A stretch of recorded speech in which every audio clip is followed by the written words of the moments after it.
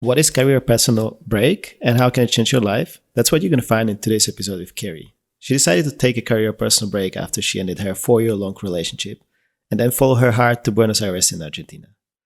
This trip helps her break social to family and religious expectations and find her compass. We're going to talk about how her childhood, family, relationship, career, and traveling influenced all this journey and how she eventually found her compass. You're listening to the Broken Compass Show, raw conversation about how people navigate their life when they feel lost with all the good and bad and bittersweet things. Because life is not always rainbows and sunshines, is it? If you enjoyed the show, don't forget to rate it and share it with somebody who might need to hear it. The more people can hear these stories, the bigger the impact it's going to be. And now, let's get to it. Well, hello, Kerry. Thank you for joining me today. I'm very excited to talk to you. You are actually the first person on this podcast that I haven't met, and I also don't know that much about you. So it's going to be an extra interesting for me to learn all kind of things. Because we met through our common friend, Fiorella, Yes. who you met in Argentina. Yes. And me too as well. And she basically just told me, hey, there's this really cool person, Kerry, and you should talk to her. She has an amazing story. And that was basically kind of in nutshell what she told me. And then we had a short call and I was like, yeah, this is going to be a lot of fun to talk to you. So I'm happy to have you here. Well, thank you. I really appreciate that. Those very kind words.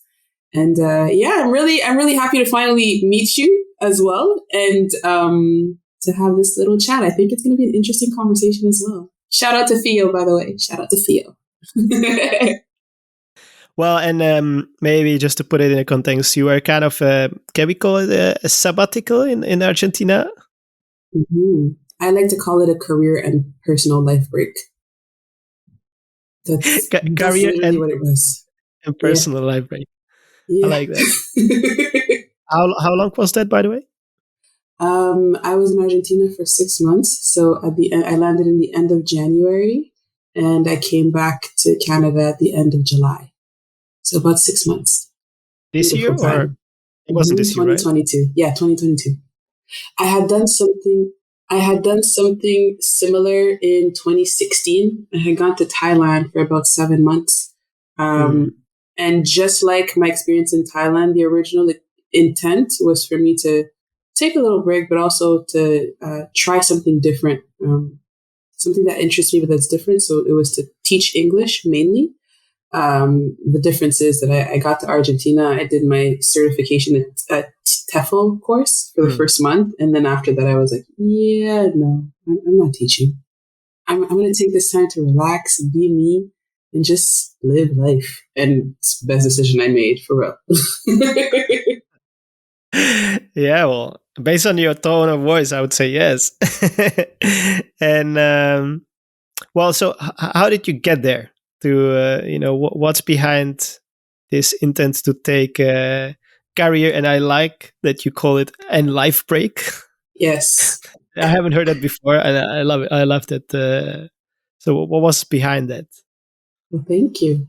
My career and life break. In all honesty, I was in a relationship.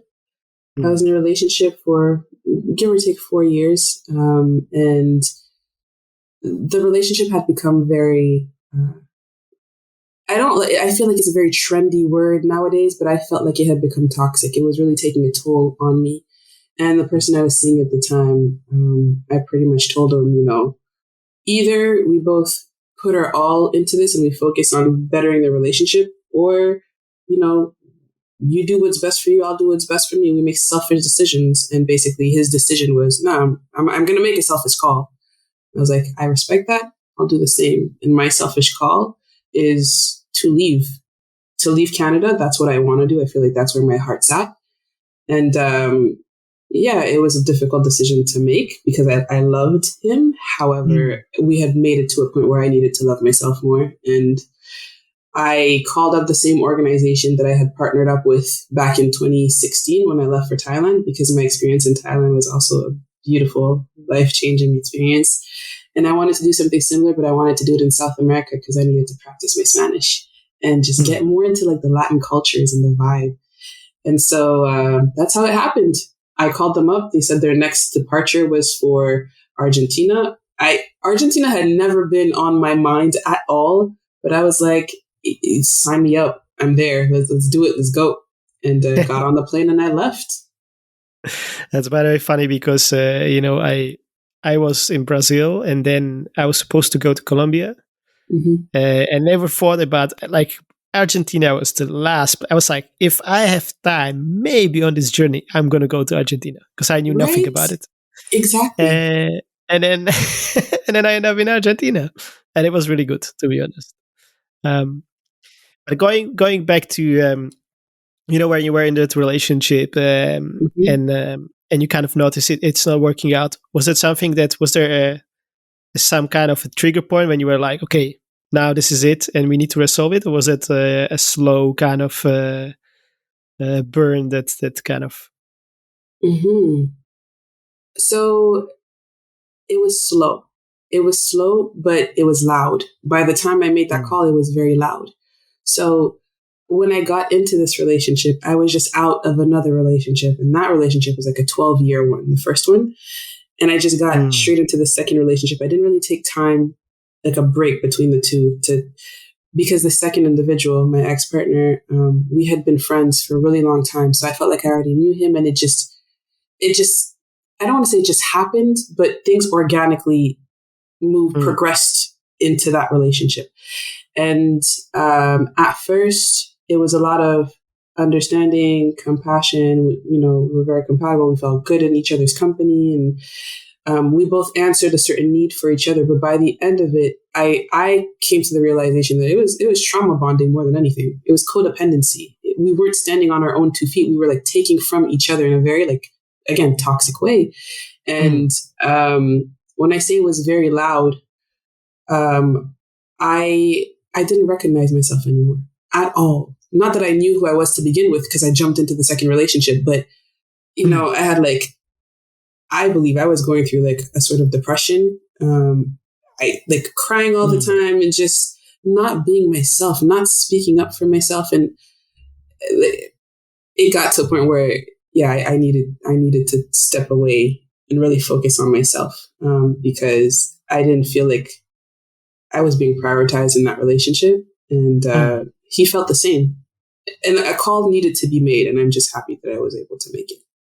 Oh, yeah. Well, that takes a lot of courage, I mean, getting out of the relationship that even lasted that long is like I've seen people going through it, and I know how difficult, at least how I perceive it as, how difficult it was for them, because there's a lot of things that you get through, right? So I agree with that, and I appreciate that. Thank you. It's never easy, especially when you do have very strong, very real feelings for your partner. But feelings you might have for someone else, I personally don't think are always the best reason to stay in a relationship. You need to have a very holistic approach and outlook on things. You can't erase yourself just because you love the other person. That's not healthy. That's not right. So yeah, that's how I feel about it. Right. So then you decided to fly across the world. Well, just south actually. Well, you said across the world. It might as well be across the world. Completely different continent, completely different surroundings, completely different environment. Might as well be across the world for me, to be honest. So. And so, what happened on this journey to Argentina? Well, I tell my mom this is what I'm thinking of doing, and then when I finally buy my ticket and everything, I tell her I'm going. And my mom, God love her, but she was like, "Are you sure you want to go? Omicron is just, taking the world by storms right now. It's so dangerous. You don't know anyone down there. Like, don't you just want to push it back a few months?" I was like, no, this needs to happen. It needs to happen now. I'm going. So I got on the plane, headed for Buenos Aires, Argentina, and I land. I don't know anyone there. I'm at a hostel for a few days, And I'm like, you know what? Let's go to El Calafate. So I get on another plane, go down south, start traveling for a few days. And then by the end of my first week and a half there, I settle into my unit with the other teachers and we start going to class. So there was myself, there was an American, and then 2 Australians. And that was our flat. And then the whole group, we had people from the UK, a lot from the States, a few Canadians, a few Australians. It was really cool. It was dope. And I started joining groups on Facebook, going out, building a little bit of a network around myself outside of my, group friends, the other friends, the other teachers there. And it took a month or two, but I finally found my rhythm. I found my vibe. I rented my first apartment on my own as an adult because I had always lived with someone, either a partner or family.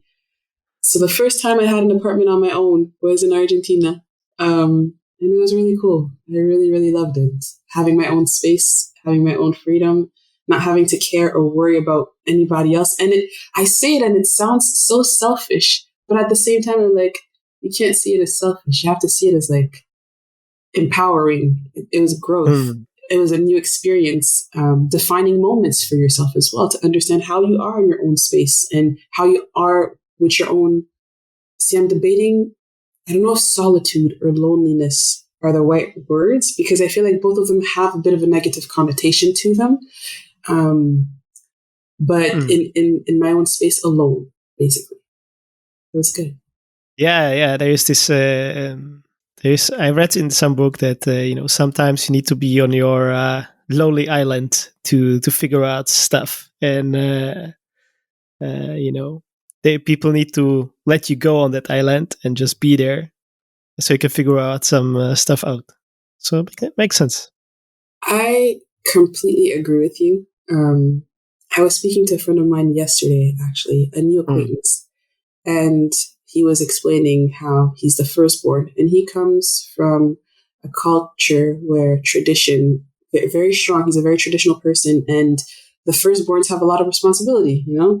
I'm also a firstborn, so I understood where he was coming from. And at some point in the conversation, I asked him, I was like, do you feel like you missed out? Because I hear a lot of responsibility. I hear a lot of duty. I hear a lot of, I had to do this. I didn't have the option of, I hear a lot of expectations. Do you feel like you missed out on just having, a carefree childhood, carefree teenage years, being able to explore yourself, understand who you are as opposed to who people expect you to be and who you're told to be?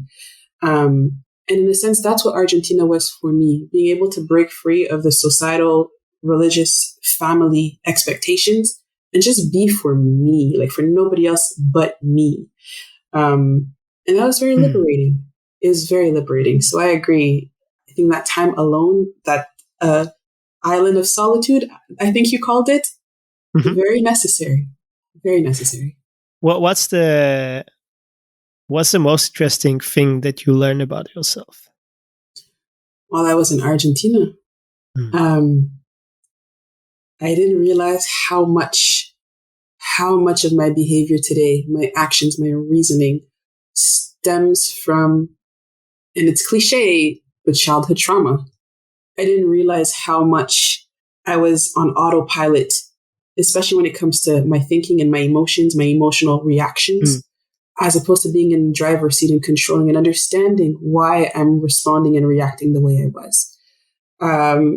That was very eye-opening for me. And I also I knew, but I wasn't fully consciously aware of how limiting I was to myself. A very simple example is I really enjoy music. I love music. My dad's a musician. Every time I have a free moment at home, I've got music playing in the background. I love music. And I really enjoy dancing. I really enjoy dancing. And that's something that I also discovered, I think, in Argentina, how much I enjoy dancing. Not that I'm great at it. I don't think I'm great at it, but it's not the point. The point is that it brings me joy. And when I dance, sometimes I'll get in my head. I limit myself. Instead of just allowing the music to flow through me and just feel it, I think to myself, oh my gosh, people are watching and I'm going to mess up and I'm not actually doing the steps right. And I apologize to my partner and I limit myself. And through Argentina and even being back in Canada now, I'm kind of diving deeper into that. And it's like, well, why do you do that, Kerry? Like, nobody actually expects you to be perfect, even though that's how you were raised, how you were brought up. Perfection, you always have to be irreproachable.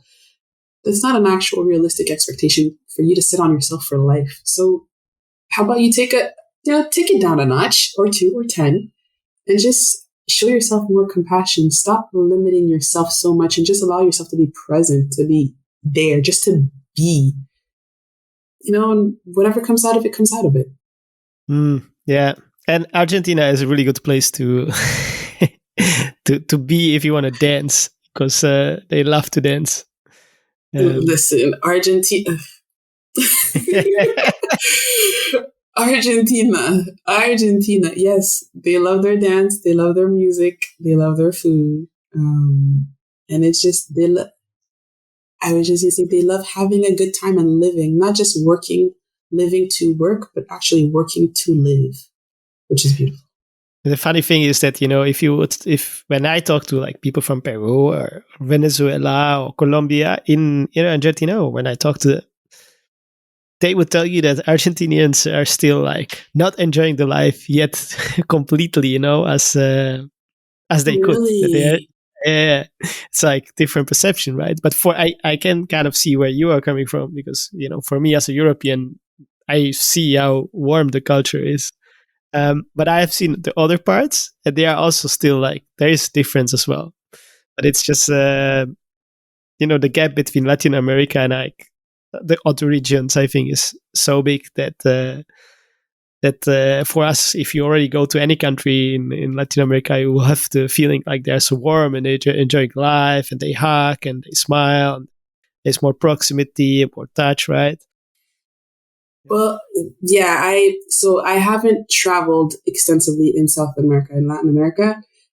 So that's definitely a beautiful excuse for me to go back. I am going to go back to visit more countries and understand more of the history, the culture, and everything, the people. Exactly to your point. I'm surprised though, if the word is that in Argentina people could enjoy life even more. I have a lot to learn out of life. I have a lot to learn. Yeah. But I want to go back to one thing that you said. You said you've been in Argentina and you've been with all the other teachers working on the TEFL, and then you were supposed to teach English. But if I understand correctly, from the conversation that we had last time, you didn't teach in English in the end, did you? I did, but very, very in a very limited capacity. So my plan was to go to Argentina to do the TEFL certification and then to work full time and sustain myself while I was in Argentina off of my teaching earnings. And the organization partnered us up with a language school. And the language school offered us positions at the end of our certification. However, the wage was ridiculously low. And I know that the economy in Argentina is not the same as the economy in Canada. However, in order to sustain myself, I would have to work 40, 50, 60 hours, like to be able to sustain myself, comfortably. And as I mentioned before, this was supposed to be a career and life break. I did want to work. I was ready to work. However, that wasn't the purpose of me going to Argentina to work like a 40, 50, 60 hour week. So I made the decision at that point in time, I'm just going to live off of my savings and I'll have 2 students, maybe 3. So that's what I did. On Mondays, I had 2 students. And the rest of the week, here and there, sometimes I would put in a few hours for an employer back in Canada, like ad hoc. But I didn't work much at all, which was good because I enjoy teaching. It's not my profession. It's not my career, but there's something very gratifying about it for me. So just having the 2 students, 3 students that I had, I think it fulfilled the teaching need or what I was looking for in teaching, which was good.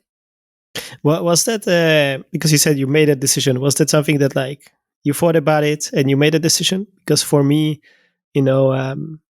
I was also thinking for some time, like, should I be working while traveling to make sure that I can kind of go through it. I have some savings, but they're in most of them is now in crypto, which not really the great time to take it out. And I still even though I decided that I'm going to stay here, I was eventually only supposed to travel to the end of the year. I'm going to stay for a few more months. I still every now and then I think about the decision, and I'm like, is it okay? Is it okay to take this money and just spend it here, instead of, or it's just, I feel it's something that is so, career and being able to make money is so connected with my identity that it's really hard to let it go and say, okay, now I'm just gonna just be here, spend this money, and then I'm gonna figure out. Although, logically, I know I want to do it, but still, there is some, this kind of something below it that kind of sometimes pulls me a little bit back. Yeah, I definitely relate with everything you just said. For me, it was a conscious decision, but it's one that how can I put this? I didn't really see any other option than to not work the full time, because I already felt it within myself. That's not what I wanted to do. Have even 20-hour, I didn't want to do it. I really felt like I didn't want to do it. And I was like, you know what? Argentina's economy isn't necessarily that, it's not necessarily a place where I wouldn't be able to get by if I don't work for the next little while. I can make it happen. So it was, I'm not going to say it was a no-brainer, but it wasn't as difficult a decision as it would have been if I was, for instance, back here. And funnily enough, that's where I find myself right now. So I'm back in Canada, found a great job. I'm living in a nice part of town in Vancouver, probably the most expensive city in Canada. And I feel the pressure of the financial maintaining all of this. I feel it. And it's the first time that I'm living on my own in Canada, because last time I was here, I was with a partner. And I find myself having a lot more balance of anxiety, I don't want to call them attacks, but that's what I'll call them, anxiety attacks. And I'm like, this is not Argentina, Kerry. You're not actually happy, Kerry. So what do you need to do in order to make it back to a place where you feel joy, you enjoy, living, existence, all of that. And I understand that, sustaining yourself and working, you're not always going to get to do what you love to do. And it's not that I'm shying away from working. I just don't necessarily find that what I do is very fulfilling. And if I'm not there right now, very, very, very soon, I'm going to make it to a pivoting point in my career and in my choice where I'm going to choose being fulfilled over the money. It's coming. I know it's coming. And in some ways, I'm looking forward to that, because the stress and the anxiety of making somebody else's dream a reality that doesn't even necessarily fulfill me, it's not worth it. You literally have one life to live. So why? It's not a logical choice. And a lot of us make it. And I'm not understanding why. But for me, I'm about there. I'm about there when I'm going to pivot. By the way, I have kind of two questions now. Mm-hmm. I'm thinking, where do we start? Okay, we're going to go back to the Argentina, but so you were there for a few months. Yes. Why did you go back? I ask myself the same question right now, to be honest. At the time, because I made the decision not to work financially, it wasn't sustainable longer than the time that I was there. So the main reason for me coming back home was because I needed to find a job and start paying off my bills. And it was a financial decision. If I was told, actually, I met someone in Argentina and he told me, he was like, you know what? I see you and you're on a beautiful journey. You're on a beautiful trajectory right now. If you can stay, I'd recommend you stay. I wouldn't go back just yet. I think it's going to stunt you in what you're looking to accomplish for yourself in your life. And at the time I was like, yeah, I mean, I hear the words that you're saying, but you literally just met me. I know best. I know best. Interesting. I messaged him maybe a week or two ago on Instagram. I messaged him. I was like, I don't know how you saw it, but listen, you were right. I should have stayed. I should have stayed in Argentina. I should have figured something out, find a way to make money while I'm there. But I should have stayed. He was right. Okay, so were we still at the Argentina? Is there some story or something that was important or touched you on that journey in Argentina that kind of stayed with you? Something that touched me were the connections that I made, the people that I came across, the people that I met. I not only how people viewed me, but also the connections that I was able to make in such a short time. Like I still speak to Theo fairly regularly and other friends that I met while I was there. And the human connections, that touched me. It really did. And it made me realize that's what makes life worth living. Who you live it with, how you're able to live it with other people, how you're able to be of service, how you're able to be there for one another. Yeah, that's probably one of the biggest takeaways for me from Argentina, the connections, the human interactions. Yeah, I think I can relate to that, because for me, biggest part of the journey was I have to say I'm more selective of meeting people. If I think about it, I'm probably a very unsocial traveler, because I haven't met like horrendous amount of people. And I stayed many times like didn't go out when we were in a hostel. I didn't really talk to many people, but I did met a lot of people where I had a lot of connections and a lot of depth of discussions. And I feel like I needed those, it's important for my journey. Can I ask you why? When you go to hostels, and I recognize myself in some of what you're saying as well, but when you go to hostels, you're surrounded by other travelers, other foreigners, other locals. Why? Why do you sometimes shy away from interacting? I don't know if I shy away from it. Okay. I just don't want to do it. Because I don't know, I feel that for me, part of this journey is kind of rediscovering myself, which needs some introspections. And I don't know, sometimes it's me to do yoga, and sometimes I need to do nothing or write or and then oftentimes when you are in this discussion, it's like the same thing that you're talking about, maybe as well. And the other thing is, it's quite often with a lot of different people. And I had just a conversation about it like a few times with somebody, and I started to prefer talking to one or two people at the same time. Because I don't think you can really have a more in-depth discussion if you talk to more people at the same time. Maybe it can happen sometimes, but most likely no. You want there's too much noise, too much thoughts that going around. That's one. And I had another thing in mind. It'll come back to you. No, but I definitely agree with you. I'm the exact same way. It's easier for me to make a good connection or have a good connection with someone or with a smaller number of people than in large crowds. I'm not at home in crowds or in large numbers. And yes, it's the conversations tend to be very superficial when you're interacting with so many different people all at once.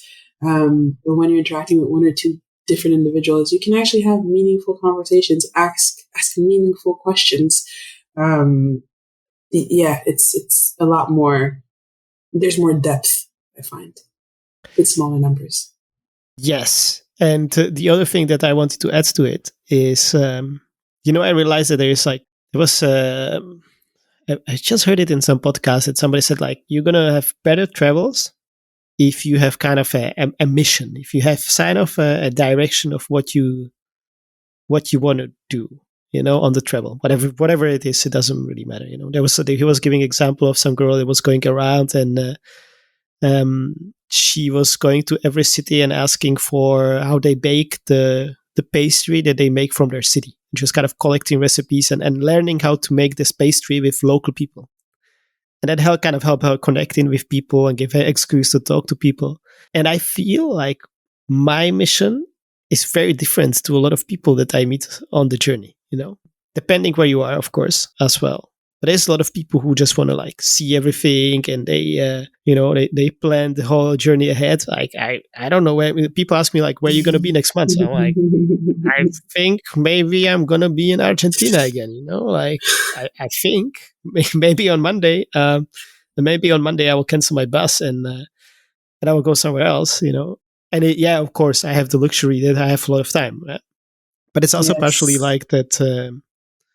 The purpose of the travel, which is a lot about me. So I was like, I was months in Buenos Aires, which is kind of an odd thing to do if you travel around Latin America for most of the people, I think. But I needed a time, I needed to stop somewhere, and I needed to write, I needed to do some things, I need to kind of calm down. Mm-hmm. It was part of my journey. So I think that's the other reason why I'm not always that social. I really appreciate what you said, in the sense that traveling with a purpose. And I think you said, I have the luxury of time, and time really is a beautiful thing to have.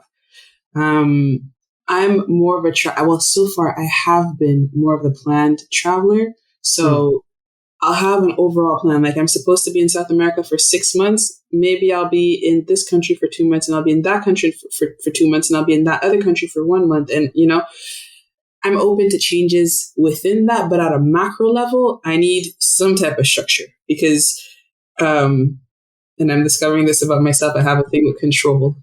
And I have to be in a controlled, I have a thing with control. And I think the next level, though, the next phase for me is going to be something more similar to what it is that you're doing, which is go where to travel, but with not just to do the sightseeing thing and just, 1 weekend at all inclusive, to travel and to go with your heart, what feels right, what you feel you need to really listen to. I say to really listen to myself and allow myself to live experiences based on what I feel I should be doing, where I feel I should go next, not be so controlled all the time. I think I have a lot to learn on that level. Yeah, but by the way, like, I have a vision, it's not like I'm completely... Oh, no. I'm not saying that it's a complete free-for-all. That's not what I'm saying. But you are giving yourself room to make changes to your itinerary, to make changes to your plans if that's not what feels right in the moment. I don't think everyone necessarily does that. And I think that I had a couple of moments like this. First one is I flew to Sao Paulo. I met a friend, and she's like, "You want to go for a weekend to Florianopolis," which is exactly the opposite direction of where I wanted to go. And I was like, "Okay, I mean, I'm doing it. I'm here. Whatever. Why not?" So I went there, and then I went north. So I went completely at 5,000 kilometers up north Brazil, and I went to this city called Pipa. It's like a beach town. Beautiful vibe, a lot of amazing people. I was supposed to stay there 3 days, and I stayed 3 weeks almost. What? And a lot of people who go to Pipa stay there for much longer than 3 weeks. Just wanna, and that's not like what I have examples of, like 10 people who I met there who like went for months and they stay there like 7 years. That's amazing. Yeah, there's something beautiful about the town. Like, I know people are just very present. There's like relaxed. You can't really stress about anything there.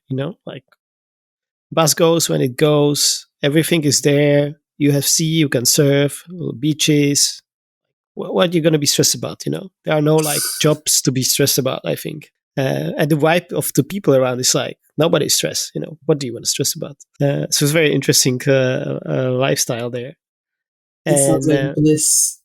Yeah, and I was in all this place, and I was supposed to be in Brazil in my kind of first plan, just for 1 month, and then this is 3 weeks. Well, let's say first week in Pipa. I'm walking from the hostel to the party, which was, I don't know, 15-minute walk down to the city. I was walking alone, and I was thinking, and I was like, I can make it. Like, there's no way I'm gonna see what I want to see in Brazil in 1 month, because I had like 2 weeks left, or maybe even less. And I got really stressed out about it. And I was like, on that like empty road, and I stopped and I was like, that makes no sense, why I'm stressed out. Like, why do I have to be here just for 1 month, like, I can be here for longer, right? I can travel longer if I want to. And that was kind of I don't know where that moment like came from, like, but it was also the atmosphere and the people. And I also remember another moment, which I think if I would be younger, I would had completely different. I would do it differently. And then I had a friend who started traveling maybe a month later after me, and he went to Colombia. I was supposed to go to Colombia after Brazil, and we kind of wanted to meet there. And I think if I would be younger, I would have in my head, I have to be there because I kind of promised to be in Colombia, so I have to be there. Mm-hmm. But now it's like, no, it's just like I can't make it there on the time. It sucks that I'm not going to see this guy, but I mean, he's from Europe. I sent him like 2 months ago, so yeah, it sucks. But no, I just do what I need to do. It makes me think of a conversation I had with a cousin of mine not too long ago, which is showing up for yourself versus showing up for others, and how we balance the two in life in general. Because as like to point out, like from your example, you mentioned you had promised your friend you were going to be there, but then you were really enjoying your time in Colombia and you felt like you had a lot more to see and you were running out of time. It's not Colombia, sorry, in Brazil. You're running out of time to see what it is that you wanted to see. And so were you going to keep your promise versus do what felt right for you? And it's interesting sometimes how we go about making those decisions. You totally could have thought about it as my word is my bond. I said I was going to do it. No matter what it costs me, I'm going to do it. Or completely look at it from a different standpoint. I know I said I was going to do it, but right now, I really need to do this for myself. And so the stakes aren't as high if I don't follow through, as long as you communicate that, but I really need to prioritize what I need right now. It's interesting how we balance that out because, on the one hand, as I said before, your word is your bond. What you said you're going to do, you need to follow through and you need to do. But on the other hand, it's also, well, how much am I going to mute myself or not listen to myself and my own needs in order to please or appease or be there for or cater to? I find that balance really, really prevalent in life in general. And it's interesting how we each choose to manage those expectations. Yeah. And I think there's also a huge difference in culture. And also this, in this example, yes, we kind of said we're going to meet each other, but there was nothing very important about it, Mm-hmm. It was meet each other, have fun in Colombia. But we're going to build, we are adult enough to at this point, that we're going to have fun anyway, It would be nice, but it's not something that we're going to die because it didn't happen. And, and the other thing is, I had this discussion actually with Theo and some other people, is that in Latin America, if let's say we agree today that tomorrow we're going to call each other, from a European perspective, I consider that to be done. We agreed we're going to call tomorrow afternoon. Yeah. Yeah. Maybe we even say time. But in Latin America, it doesn't really work that way. Yeah. You need to text them next day, are we having this call? Is this? And so many times it happened to me that I was like, okay, so let's go. And they're like, where are you? And they're like, yeah, I thought we're not going anywhere. And I'm like, yeah, but we agreed, right? Yeah, but you didn't confirm it to me. And I was like, well, why you need to confirm it? We already agreed on it, right? And they're like, no, you need to confirm it. And it's like, oh, it's a funny difference. But I think it kind of in Latin America allowed me to go with the flow. If tomorrow I don't feel I want to do something, I'm not going to do it. Even if I agree to it, I'm still going to write to people. I'm European, so I'm going to write them, hey, I can't make it. I don't want to make it or whatever. Mm-hmm. But I think it allowed me to, and that's why I also said I'm maybe even less social in those hostels, right? Because I allow myself to just not do it. There were so many people who are like, come with us. I'm like, okay, well, give me a number. If I feel like it, I'm going to come. But I'm not promising it to you, because I have other things that are priority basically for me. And that's something that I would not be able to do when I was younger, I think. I absolutely hear you 100% on all fronts. It's interesting when I think of Latin America and Latin cultures and there's warmth. There's warmth. Yeah, I think warmth. That's what the first word that comes to mind. Warmth in how they are, how they greet you, how, just how the energy, the vibes around them, just warmth in that. There's warmth when you think of the dancing, the dancing is not rigid and it's fluid. It's just emotion. It's just, I see warmth in that as well. And when I think of northern cultures, or, more, well, I'll say North America because I'm not as familiar with a lot of the European cultures, although I have had exposure. But I feel when I think of the North, I feel cold. I think cold, structure, rigid, no, not fluid, not much room for like movement, improvisation. It's really, really interesting to me. And I find that like, nothing is ever good. Too much of wow, I can't even speak anymore. Nothing is good in excess, right? Being at either extremity is never a good thing. However, there's something that's so enticing to me that's calling me from Latin America, because that fluidity, that warmth, I don't know, it's calling me. And I said earlier that I'm going to make it to that pivoting point in my career where I feel like I'm going to have to choose, what's fulfilling, what feels good to me. I don't know why, but I'm telling you, Danik, I'm going to end up in Latin America again. Mark my words. I'm going to be in Latin America very soon. I'll be here, so just let me know. We'll link up in person. Listen, have more of these conversations in person. Absolutely. That'd be cool. Yeah, for sure. And you said something interesting. You said something is calling you. Is that? Yes. Because I don't use calling, but I say like I feels like I have to do this, or I feels I have to go there, or feel I have something I would never say like 5 years ago. But I would even like look at people like, what do you mean? Like it feels like you make a decision about it, or what? Yes. What does it mean? Would that be something that you would? Did you had this kind of connection with? Can we call it connection with your feelings or with your heart already before, or how did you came about it? This is something very recent to me because, again, growing up in my household, and it was all about responsibility, what you need to do. How can I put this? My biggest model in life growing up, which was my mom, my mother, it was always about responsibility and duty. It was never about finding your own voice. That's not the model that I had. It wasn't about doing what felt joyful to her, what brought her joy. I feel like her joy, she, for the most part, gets through her children. And so that's also how I saw myself for a very long time. It's all about responsibility and duty, about what you need to do, what people need you to do, how people rely on you. It was never about me. But I feel like, first of all, moving to Vancouver, moving away from my family home and everything was the first step towards me doing something for me.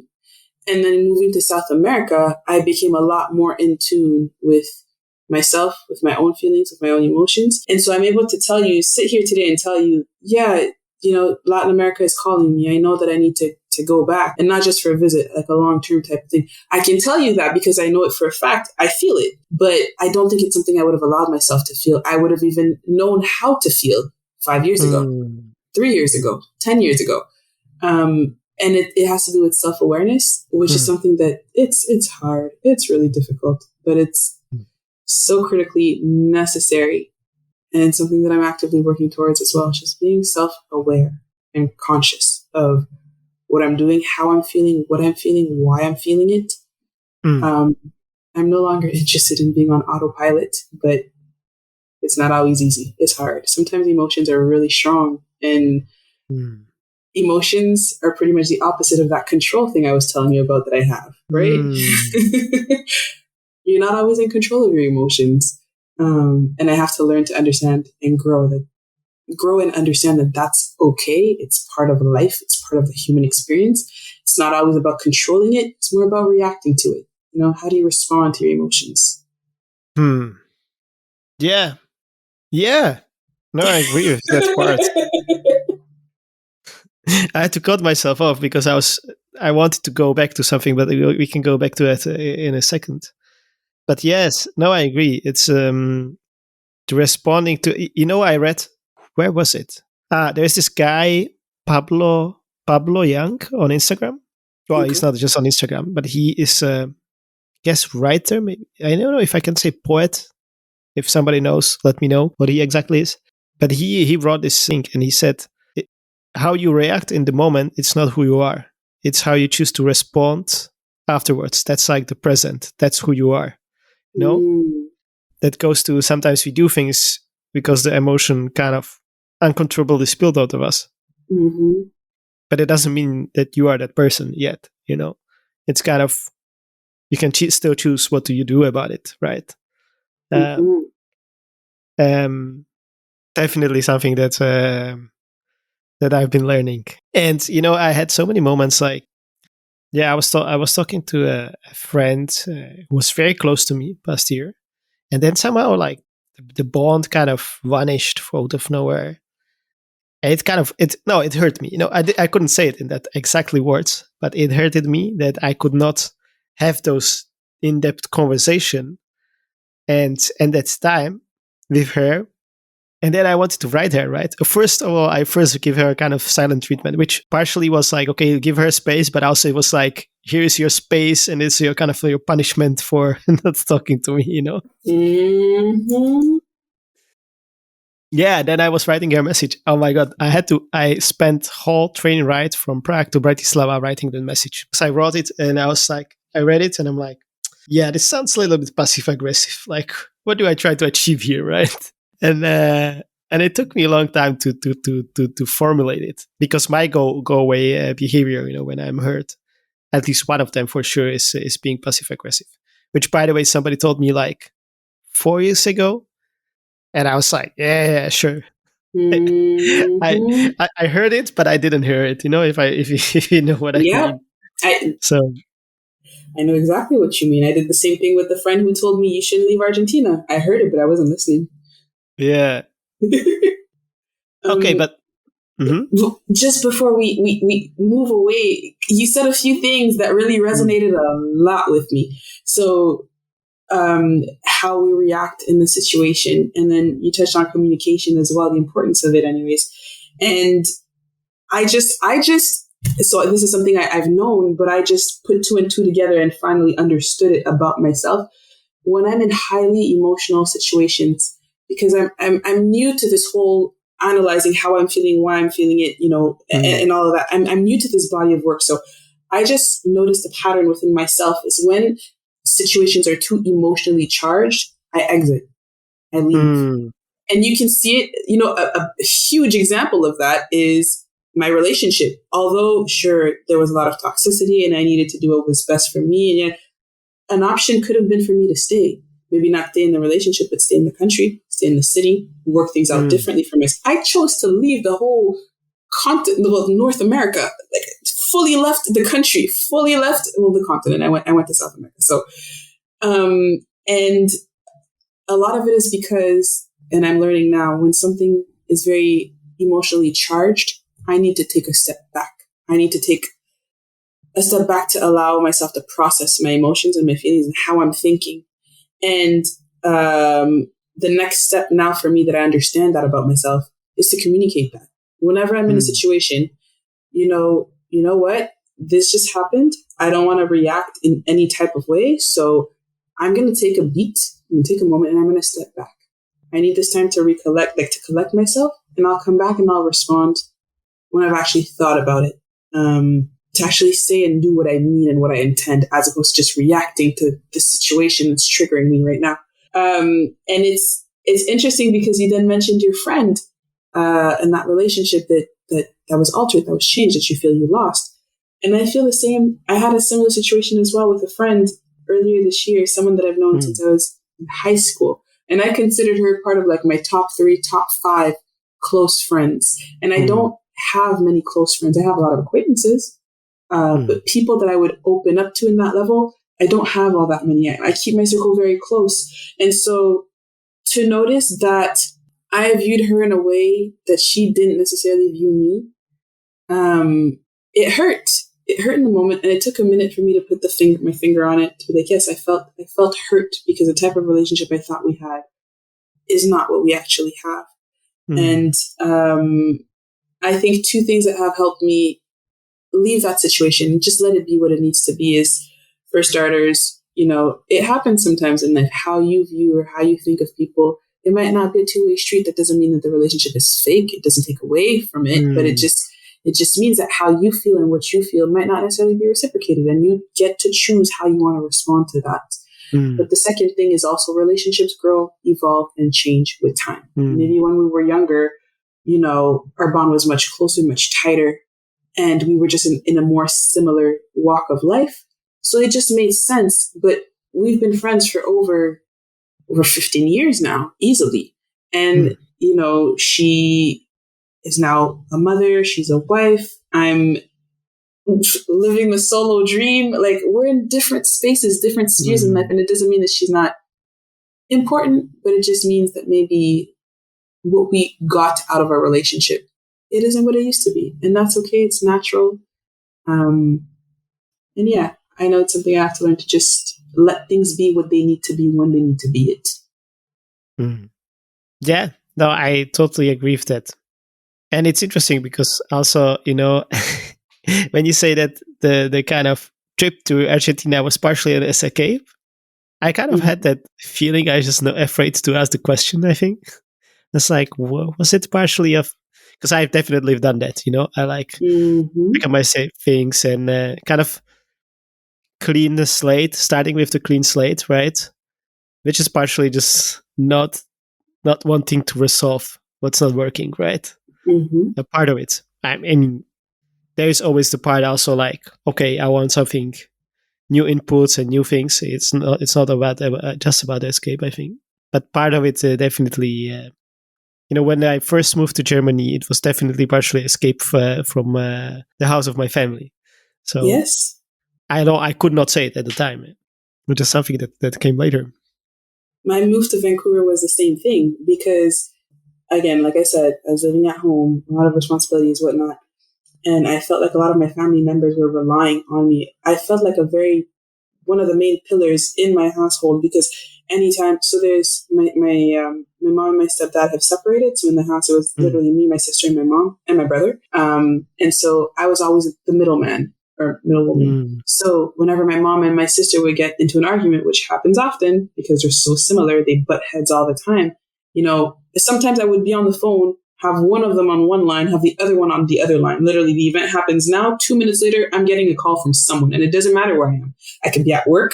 I could be sleeping. I could be in school. I could be whatever. Like, I was just that support I felt like I was that support for everyone.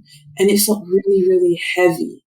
And instead of, because I had proposed, I was like, guys, we should all go to therapy. We should get family therapy so that we can have these conversations and understand what each other means and like communicate on the same, playing ground.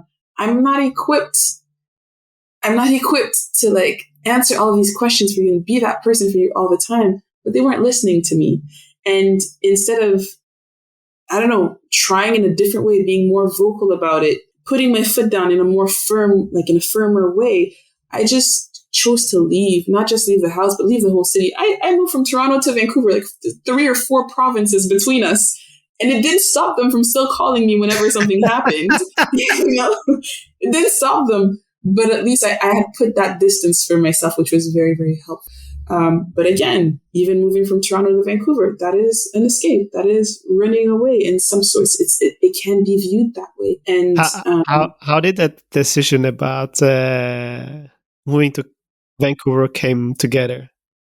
Because when my 12-year relationship came to an end, I decided to go on a small trip for myself. So I went to, I took my mom to Jamaica. We were in Jamaica for a few days, and then we came back to Canada. I was there for one night, and then I took off again and I went to Vancouver. I was in Vancouver for 4 days, and it was so beautiful.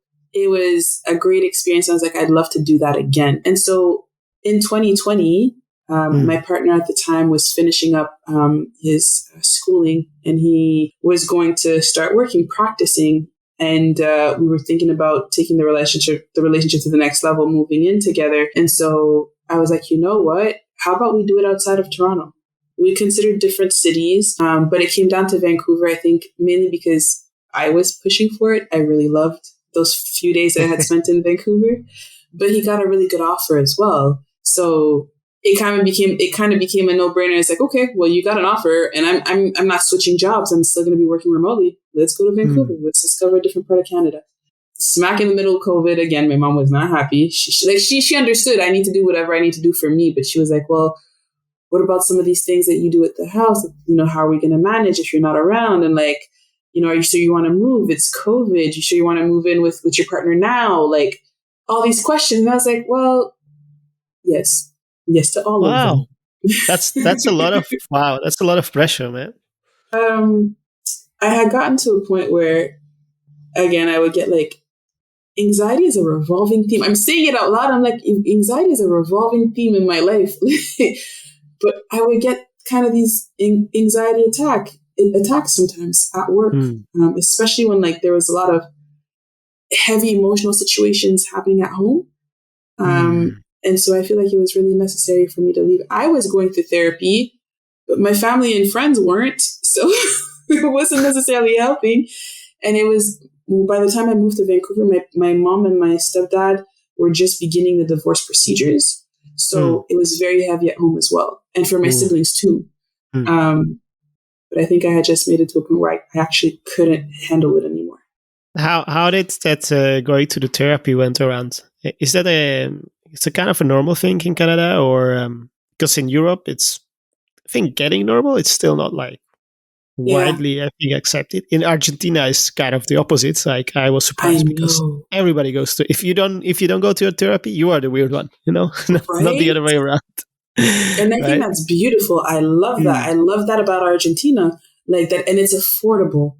I find that in Canada, it's not as affordable. Like if you have insurance, great, but not all insurance providers will cover therapy like that. And not everyone has insurance. Well, most people have health insurance, but therapy isn't always covered. It's easy to pay anywhere between 100 and like 300 for, you know, a 1 hour therapy sessions, depending on which professional you're with. $300? Well, depending on the professional and the city where you are. Like in Toronto, my sessions were closer to like 100, 120, maybe 150 on the higher end. Here it's closer to like 150, 200, 250-ish, you know, on the high end. It depends. That's not affordable for everyone. Toronto and Vancouver are expensive cities to live in. So once a month, once every few months, if you're not covered with your insurance, it's probably what your cadence looks like. But I think therapy should be like every week, even if it's not necessarily an hour-long session every single week, but it would be beneficial because it helps you reflect on things and just put things into perspective and just understand more about yourself.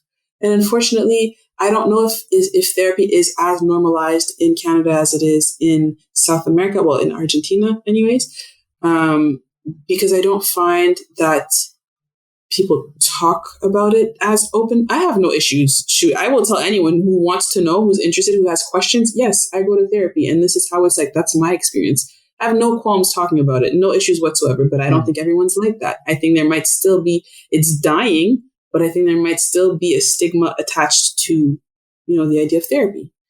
And within the Black community as well, it's not something that's talked about like that. So I don't know that it's as normalized, unfortunately. Yeah. Where does this, it takes a lot of vulnerability to talk about things like that. Is that something that you kind of brought up in the family, or how did you came around to be so open about these things? No, no, I was not brought up that way. No, it's more of a, there's this saying in French, le linge sale se lave en famille, basically meaning, dirty laundry. You wash dirty laundry within your family, in your close circle. People don't need to know your business, basically is what it means. And I don't know when it happened. I don't know at what point in time it happened. I think it is certain difficult topics. I don't have, not difficult, maybe more taboo topics. I don't have as much of an issue discussing, just because I don't see what's taboo about them. So for instance, when I was younger, I was in a relationship, that 12-year relationship. He was my high school sweetheart. So we started dating last year, high school. And so we started being sexually active maybe a little earlier than other friends of mine who weren't necessarily in relationships or who weren't having sex at the time. And so sometimes some of my girlfriends, if they felt comfortable, would come to me and maybe ask me a question or two. And I was always super open, like, yeah, I've tried this. No, I haven't done that. This is how that felt. Maybe you should consider reading up on that. Like, I didn't feel like I had that. I didn't have someone that I could turn to ask these types of questions and not feel judged or not be embarrassed. And so if I felt like I could be that for someone, I was all for it. And I think that just kind of, permeated or bled through other spheres of life for me. So like, if anyone has any questions about something that I've done, good, bad, ugly, beautiful, it really doesn't matter, because at the end of the day, I can't change my past. And these are all experiences that have led me to be who I am today. I'll share. Wow. And if that can help you, then all the better for it, That's profound. Well, thank you. I agree with that, like what you've, I've done some shitty things in my life, and not everything always works out, and there's a lot of mistakes.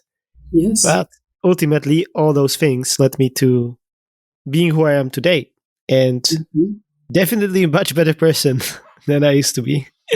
That's for sure.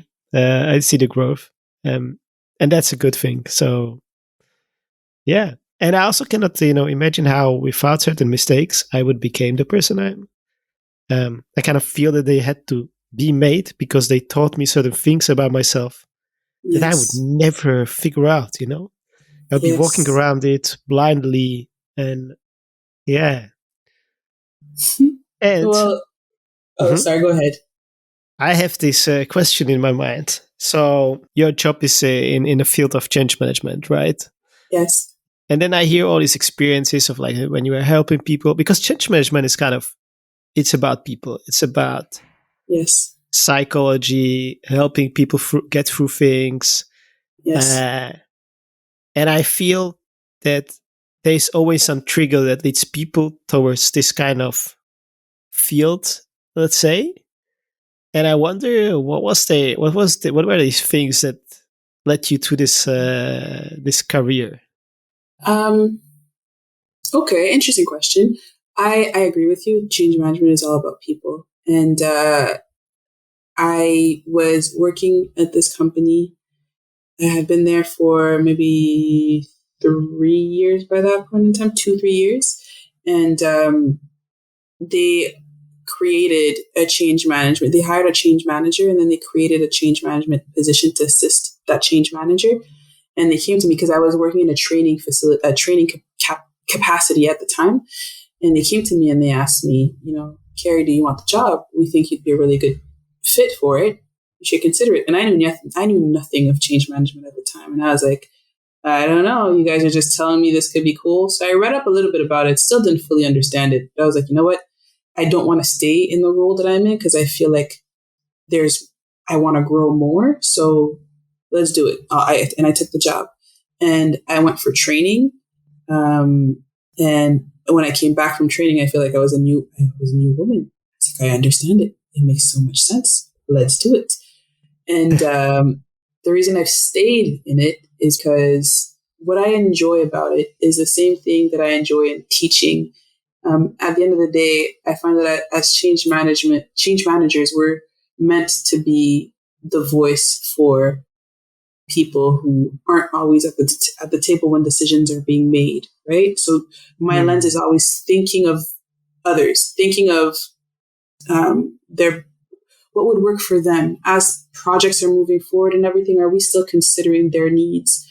And that's what I find the most fulfilling about it. Listening, taking the time to sit down and listen to people, understand their struggles and their fears and what they love about what they do, and help them through the change. Pretty much helping them take control of a very uncontrollable situation that's happening to them, basically. I don't know if it's the best way to say it, but that's how it comes to me right now. What I don't like about change management, though, is especially in the higher up you go in the hierarchy or whatnot, and it makes sense. The more experience you have, the more you'll be called to make like strategic decisions and the numbers and the managing aspect of it. I find it takes me away from connecting with people. And I don't like that. I love the connection part, not everything else that comes with it. So it's my struggle right now. That makes sense, because you said you were before trainer, right? You said. Yeah. What kind of trainer? I was only, well, I wasn't actually a trainer. I was a training coordinator. However, within the training coordinator role, I did do training, whether that be systems training or orientations or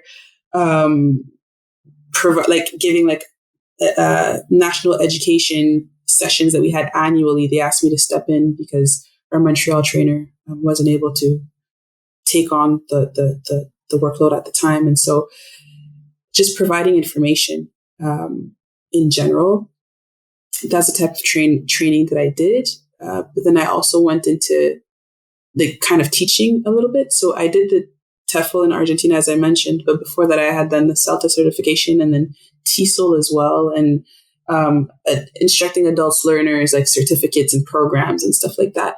And that's also a component. Again, that same element was there, again, helping people reach their own, potential, realize their potential, and then reach it.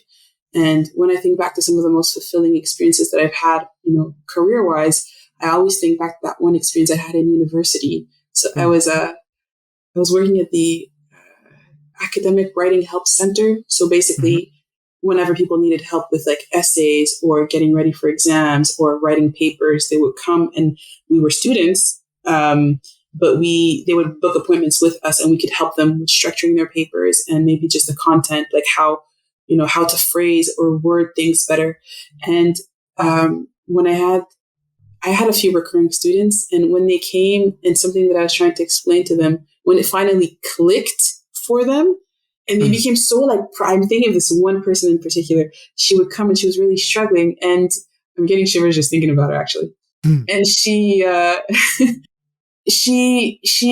felt like I could understand her, and she had so many ideas she wanted to put on paper, but it wasn't coming through. And so through our sessions together, at one point, I don't know when, it just clicked for her. And the glow that came out of that moment for her, I was just so thankful that I got to witness that. She was so proud of herself, and I was really proud of her too. And I was like, girl, you got this. Like, yes, that's exactly what I'm talking about.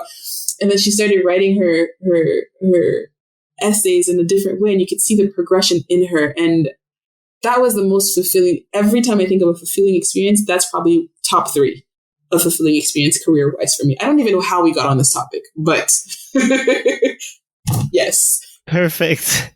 I have a follow-up question for this.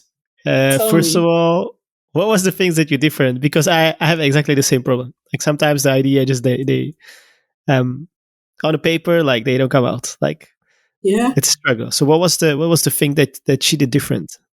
What did she do differently? Well, I think the main thing that helped her was to put some order in her thoughts, because she had so many of them, but then it's not this, the word comes to me in French, fil conducteur. It's like there wasn't like a common thread. The thread wasn't easy to follow between the flow of her ideas. So what really helped her, I was like, put your ideas on paper. Not every single point you want to talk about, but let's go macro here. Very, very high level, big picture. This is what the overall topic, the overall theme of this paper that I'm trying to write, and then break it down a little bit. So go through ideas. Okay, well, this is what you're trying to support, the thesis that you want to debate or explain. This is how you're going to do it. These are the different ideas that you want to bring into the picture, and then go a level deeper again. So within these different chunks that are supporting the thesis that you're debating or you want to explain, then what are your arguments? List them down, but very title, bullet points, high level. And then once you have that, then once she had that, then she could start actually having a common thread from one idea to the next, and the reader could follow, as opposed to her ideas being all over the place. That's what she was able to, grasp, and then she started putting it into practice. That definitely helps me. I'm kind of doing the same things, but it's still not as easy as I would like. It's easier said than done. Yes, definitely.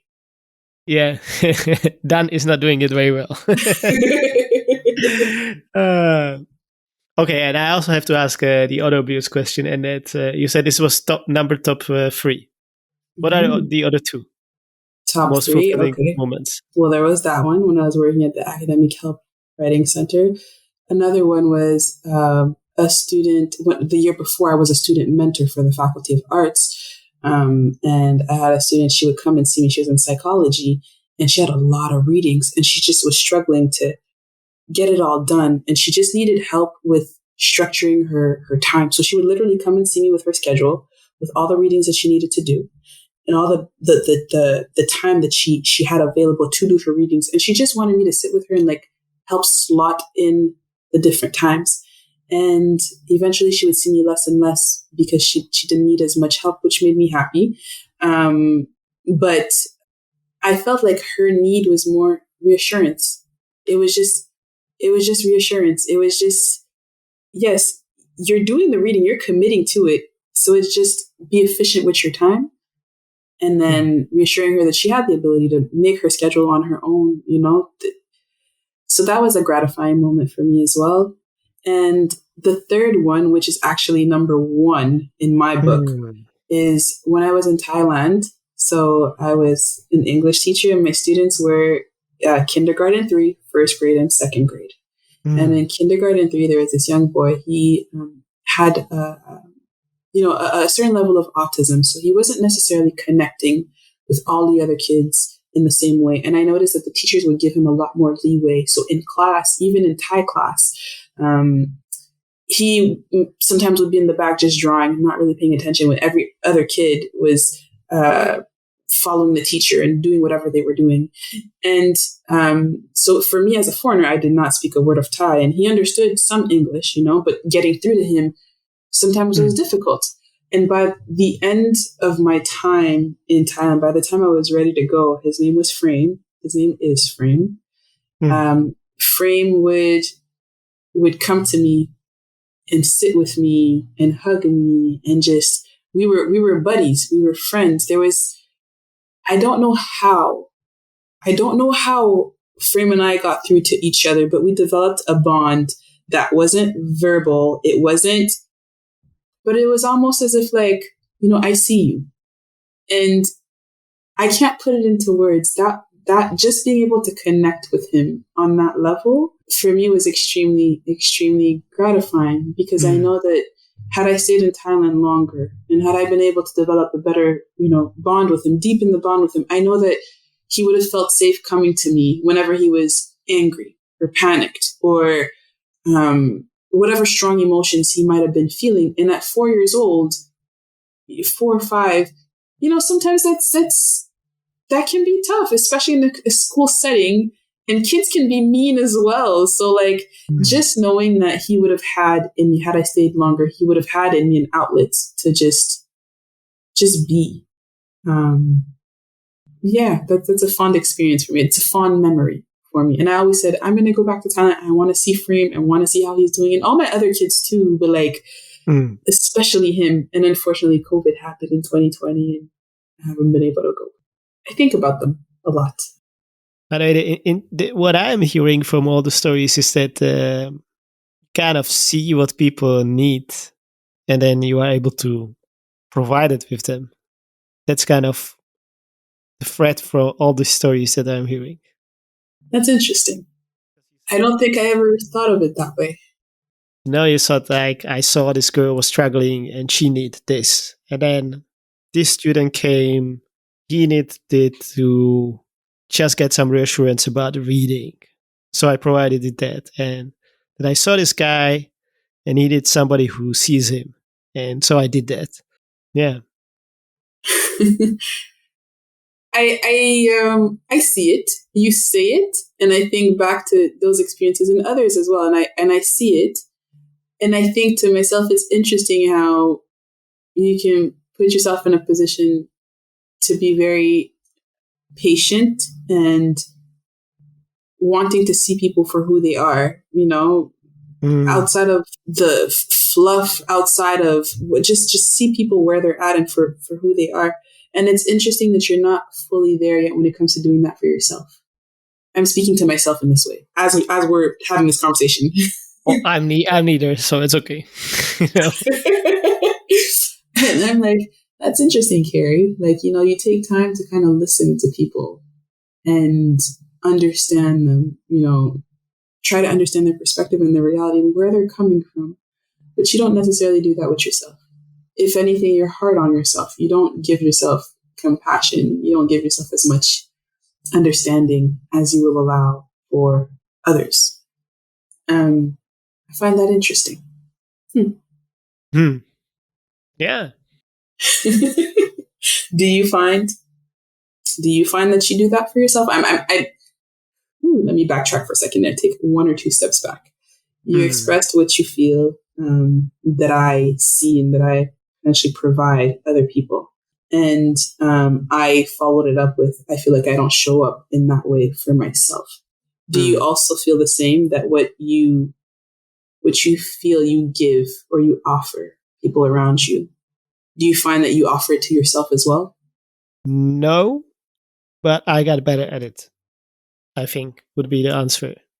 Because I can think about some, for me also when, and I mentioned it on the podcast a few times, when Liz died, she for me was also this kind of person who I would go to if I needed some comfort, or if I was stressed. She would always, either do or say something and just be there and kind of get me through it, like give me the comfort. I think that's the best way to express it. And I realized that since she's not here, I missed it, and now there's nobody else to go for that comfort, and I have to learn to give it to myself, which definitely doesn't work out all the time. But I had a moment when I was ready to leave Argentina and this damn continent at one point. Like things were not going well. Everything was kind of falling apart, and I was like, "Damn it! Like, screw this. Where's the ticket? Luckily, the tickets were too expensive. So my rational part was like, maybe not. Don't pay this ticket. Otherwise, I would be probably gone. And then, I was kind of crying in my room, and I was like, fuck this. And I had this kind of connected, and I was like, what would Liz do? Like, what would, I will take myself for a coffee and alfajor. She loved sweet things, by the way. And I have been eating a lot of alfajors in Argentina, so that also connected. How could you not? How could I not? And so I went for alfajor and coffee, and then I needed that moment. That I came up with idea of writing this kind of gratitude letter. I also talk about it on some of the other episodes, and that kind of get me back into. I wanted to say back in the game, but I don't know what game I was in. Yeah, but game of life. Game of they got me back on at this game of Latin America. Let's put it this way. There you go. Yeah, but I also don't think that I do it all the time. But I do, I think that also the grief taught me just to allow yourself. It was really hard to wake up, for example, in some parts after Liz died, and sometimes it would take me 2 hours to get out of the bed, and which I kind of, I think I was even a little bit like pissed, like, well, why is it take like? But then I was like, no, I just needed it, so I was going to be in this bed as long as I need to. I will eventually get out, but if I get out an hour earlier, hour late, who cares, Like if I come half an hour later to work or whatever, I don't do something, What's more important than taking care of myself right now? So I think that experience really kind of taught me to take better care of myself. Thank you for sharing.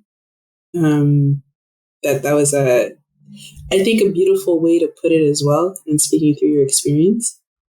And I can relate to part of what you said when you were saying that, things weren't necessarily going your way and you're like, you know what, I'm ready to give up. I'm ready to just fly back. I can relate to that. And I find those moments, whenever I'll be in that moment again, the type of questions that I'll be asking myself are, where is your frustration coming from? Why are you ready to give up? Because really it's coming from fear.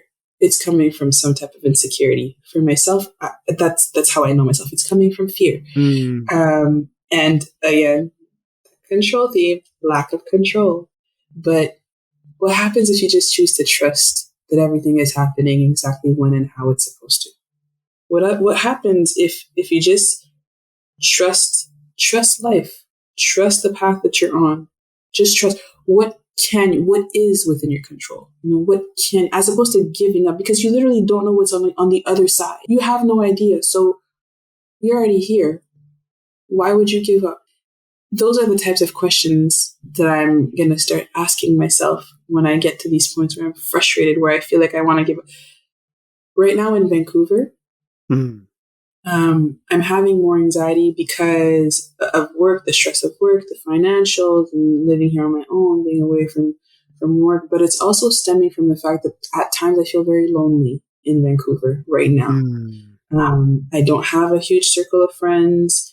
My family is hours away. We're on a different time zone. Like it's tough. It's really hard. And I've had the thought of, Kerry, do you just want to quit, break your lease and go back to Toronto and be at home? Or do you just want to finish the lease out, next end of July, pack up your things and just go back to Toronto? Those thoughts have crept up on me. And part of me is like, well, I can't wait to go back to home for the holidays in December and just not be in this mess and in this environment that feels so draining, where I feel a little powerless, and when I feel like I'm not enough, and I feel like I'm almost a fraud at work, and I don't see what they saw in me. Why did they hire me? Why did they give me the position? I have these negative thoughts that come through my mind sometimes, and I know that it's fears and insecurities that are taking over, and it has to do with the fact that I feel so alone sometimes. And I'm in my apartment and I see these walls all the time, and it really affects my mental health. But at the same time, it's one of the reasons why I'm so happy I reconnected with dancing. It's a distraction, yes, because when I go out dancing, I'm not necessarily sitting down within myself and understanding, like doing the work internally. However, it's also a very good distraction for me because, like I said earlier, dancing brings me joy. I find that with salsa, I'm not in my head as much as I am with kizomba, which is another style of dance that I picked up here. But I went out to dance salsa on Friday night. I thought, I went out, it was probably 10. I thought I'd probably be home by midnight. It was close to my house. It's like, maybe I'll stay for 2 hours. A few other people that I know that are in my dance class were also going. And I ended up staying until like 3 a.m. At some point in time during the evening, I allowed myself to just, yes, you're going to mess up. You're going to make mistakes. Most people here are excellent dancers, but it's okay. People don't actually care about you like that. People don't know you. People aren't staring at you, judging you. And even if they are, what difference does it make? You don't even know these people. Allow yourself to just feel the moment. Be free. Just enjoy it for what it is. And I had so much fun. That I decided to go out the Saturday night. And another student in the class, a friend of mine, I told her about it, and she was up for it. She was like, let's do it, let's go. So we went out last night, and it was a salsa and bachata kind of event. And again, we stayed pretty much till the end. And I've been in such a lighter mood this weekend just because of like the dancing and allowing myself to just vibe. So when these negative thoughts come, and they do creep up on me because, again, control, anxiety, loneliness in Vancouver right now are recurrent themes for me right now. But I'm developing tools and techniques and mechanisms to counter them. So journaling, connecting with people, with my family, with my sister, talking to her more often, speaking up, actually saying it, like, I feel lonely, I feel alone, I think I need help, or whatever the case may be. Telling people in my entourage, it's hard, but it helps.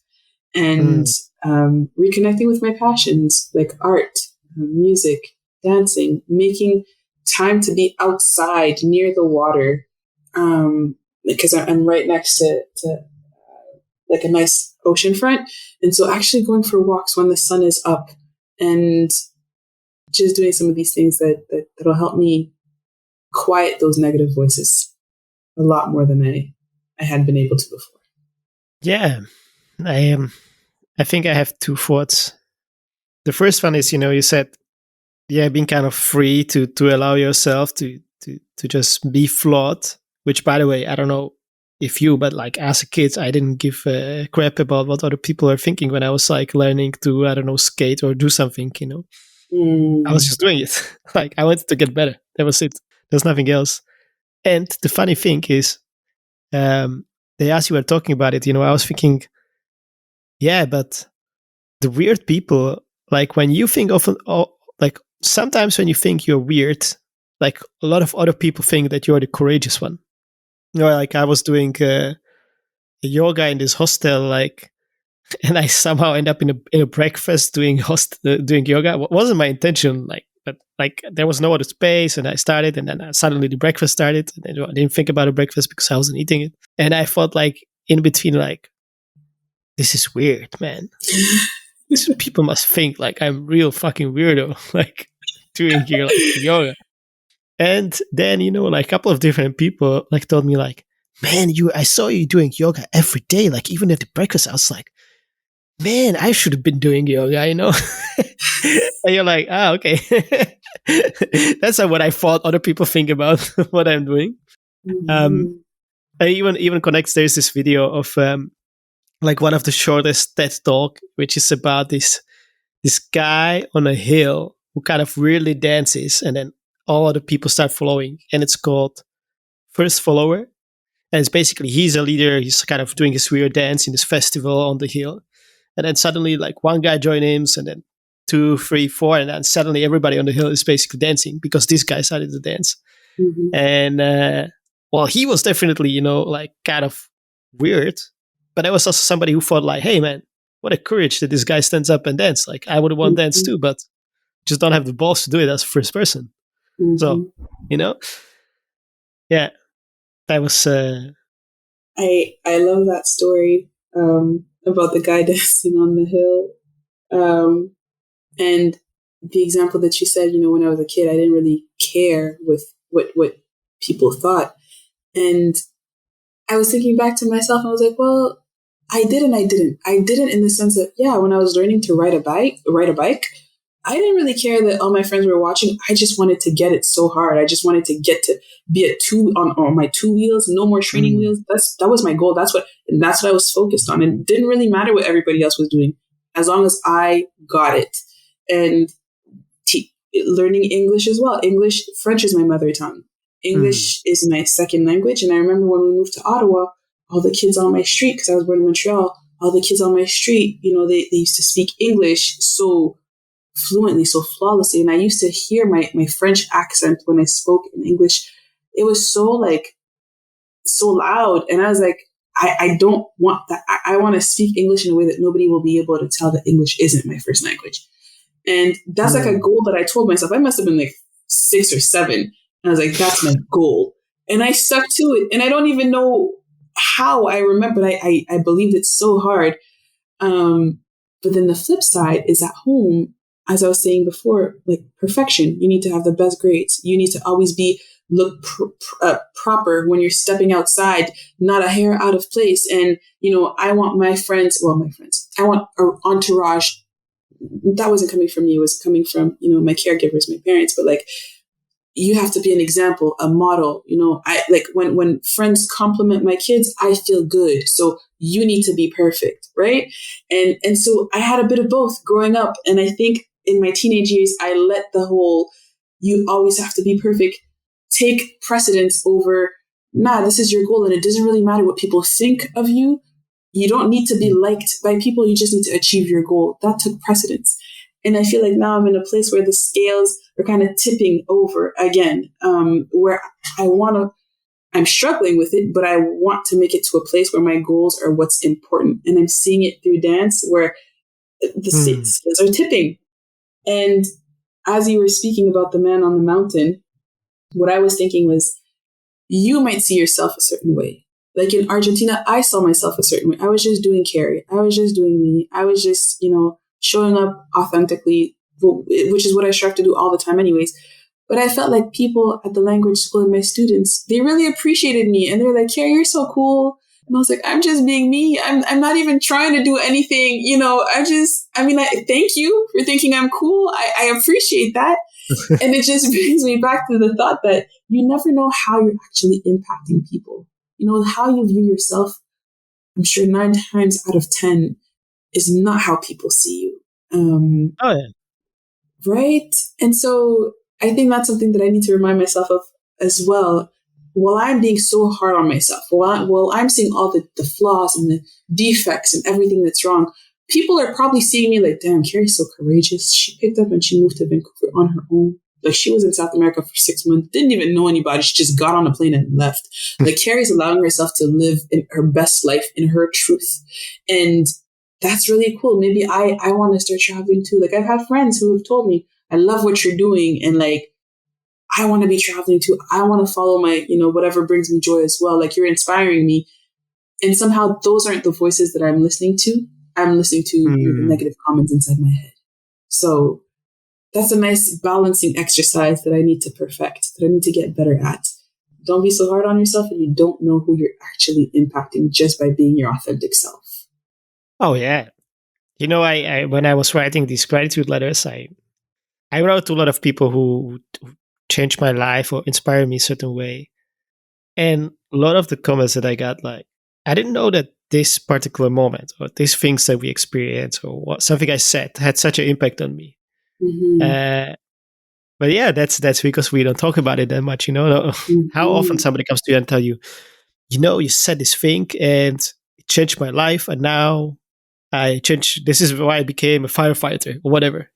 Like, that's not something that it's like very common. Like, it happens, but very rarely. It's not something that happens every day or something like that.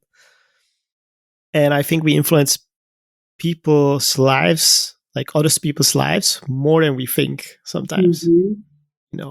Often with things that we think like, I just said something, like, I don't even remember that I said it, then because that's the conversation I had this morning with my friend, And it's like, I don't even remember that conversation, and you always bring it up, man. And I was like wondering, like, why I thought that, I don't even remember why I thought it. And I was like, yeah. I can't remember who the person was, but I was speaking to someone recently, and the person said, I don't even think my 4th grade teacher understands how that comment they made shaped my life moving forward, like shaped a lot of the decisions that I made for myself. 4th grade teacher, the person said. Like, I'm trying to remember who it was and what the conversation was about, but it's like that one comment pretty much just shaped how I made decisions moving forward. And exactly to your point, you listen. You really don't know how you might be impacting people around you. I think that's probably why it's so important for us to just always think, and act from a place of authenticity, just not trying to be anybody else but ourselves. Because when you're not trying to fake, or there is already another someone else. There's nobody like you.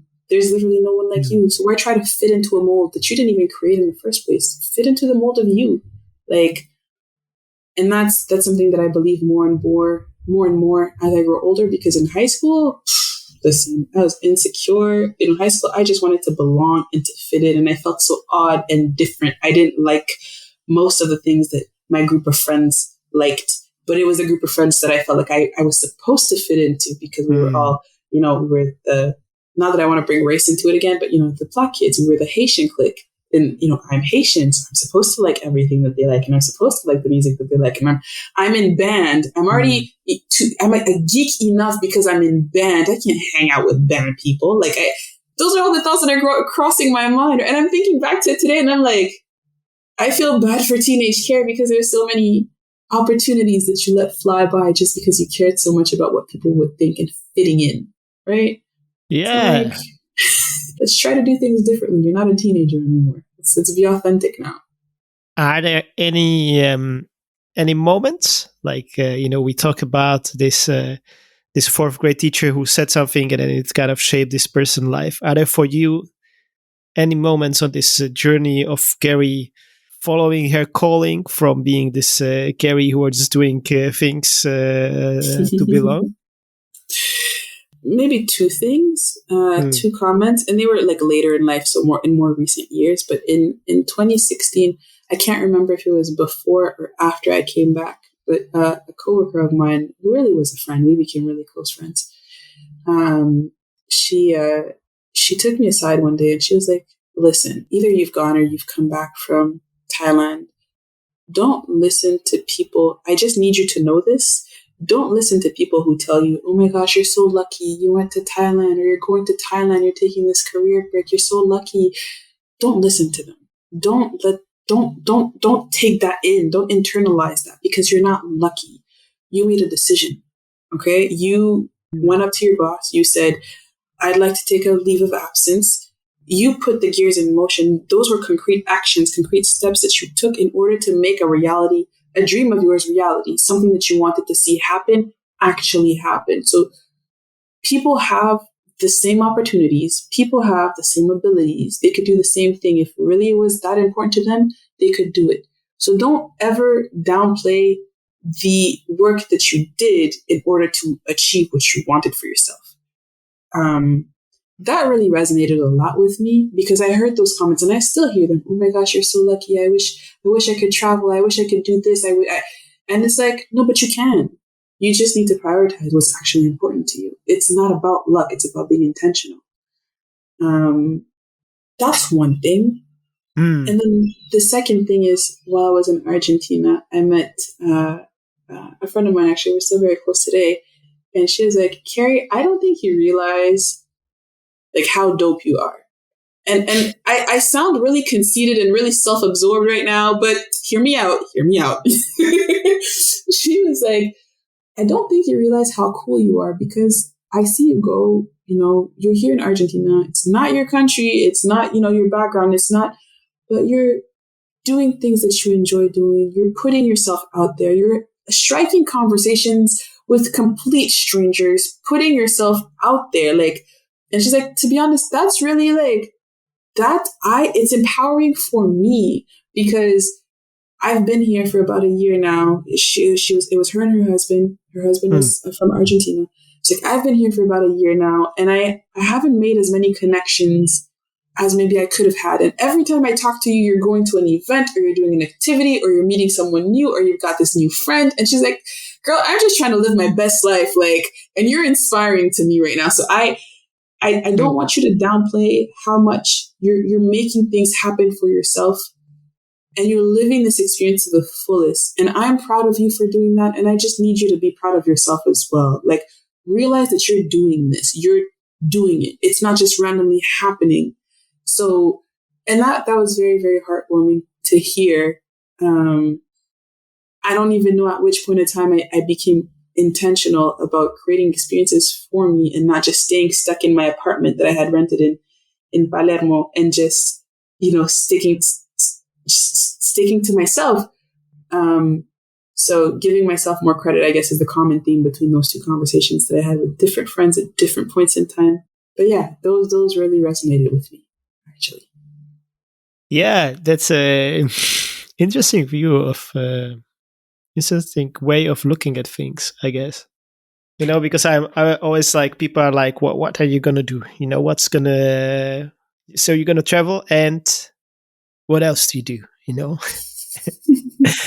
And I never thought about it that's already what I'm doing. Mm-hmm. I kind of thought about it, but I never thought about it that actually comes with some work and with some decisions and with some actions. Yes. To be here and to go around. The buses don't book themselves, the accommodation either. The conversation doesn't strike themselves. Exactly. Yeah. Very, very true. And I find that if people come at you in that light, or they ask those types of questions, in a sense, it's projection, because they project their own expectations of what your time abroad or your journey or your trip should be about onto you. And I don't think people do it intentionally, but at the same time, I think to myself, it's not my job to carry your insecurities or your fears. It's not my job. Yes, I'm going to do this for myself, and I'll figure it out along the way. But I appreciate your concern for me, but I don't need to carry that worry that you seemingly carry, or those questions that you seemingly have. I trust in myself that I'll figure it out along the way. So thank you, but I respectfully choose not to take on that load. It's not mine to hold. Yeah, makes sense. So we talk about little bit. We touch on the family. We touch on your move from Toronto to Vancouver. Your time in Argentina. Tiny bit on the time in Thailand. What else were the important moments for you to find your trust in yourself to follow your calling? I would call it this way. My first relationship, the one I referred to before, 12 years, high school sweetheart. We got married in within 10 years, 11 years of dating. We got married, and not long after we got married, we separated. And this is a multi-layer one. So I guess first layer is he's just caveat. He's a beautiful human being, a beautiful person. He's a genuinely beautiful person. But I knew by the time he proposed, I already knew something was off for me. By the time we got married, I already knew internally, if I'm being honest with myself, I knew I did not want to get married. However, I didn't felt that I had the right, and I didn't feel like I had the support to not go through with it. It might sound crazy. What do you mean you don't feel like you have the right to not get married? But, anytime when I did turn for advice, and I didn't necessarily turn to advice in the right places, to the right people, but when I did turn for advice, I'm having doubts, I'm not sure. What I was met with was often, listen, you're not a kid anymore, you're not a teenager, you're a grown woman, you're about to be married, keep your head straight. Or another comment that I heard was, well, I've got a lot of people already spending money to come to this wedding, so whatever decision you need to make, oh my God, that's horrible. Oh my, that's horrible on so many levels. Okay, sorry. I turned to him before the wedding. I turned to him and I told him, I feel like I want to call this off. I don't think I want to go through with it. And at the time, he just thought it was cold feet. So he was like, Kerry, whatever you need to do, just do it. I don't think he was seeing where I was coming from. I'm not going to sit here and say that I didn't have people who, I had two people in particular. One coworker who was very close to me, within the work context, and another one was a friend of mine. And both of them told me, Kerry, you don't have to do this. If you don't want to do it, you don't have, it's okay. You don't have to. However, I felt like at the time their voices, they weren't as close to me as the other people I had turned to, right? And it's not that their voices weren't important. They just didn't have as much weight. So I chose to go through with the wedding. But I already knew, so anyways, fast forward, within the first year of the marriage, we separated. And one of my fears was, well, what are people going to think? What are people going to say? Because we were both very much so in a religious religion played a big part in our lives. And I was like, it's against the Bible. It's against, you're not supposed to get divorced. And even if you do get divorced, even if there is, the one reason is infidelity. If there's infidelity, you can. Even if there is infidelity, you're technically not supposed to remarry. And it's so difficult, and people are going to judge, and they're going to shun me, and they're going to be like, I can't believe you chose to go through a separation, and yada, yada, yada. And one of the two people who was like, it's okay if you don't go through with it, she was by my side throughout the whole thing. And afterwards, she was like, it took a lot of courage to walk away from something that you inherently knew you didn't necessarily want in that way, but that you felt you had to do for family, for religion, for society, because you had been together for 11, 12 years. It's the next logical step. That's what you're supposed to do. You're supposed to want to get married and then start a family and have children, buy a home. That's the path, right? That's what you're supposed to do. That's what everybody does. So it takes a lot of courage to walk away from that. And you need to keep that in mind. And I think that was a major event in my life, obviously.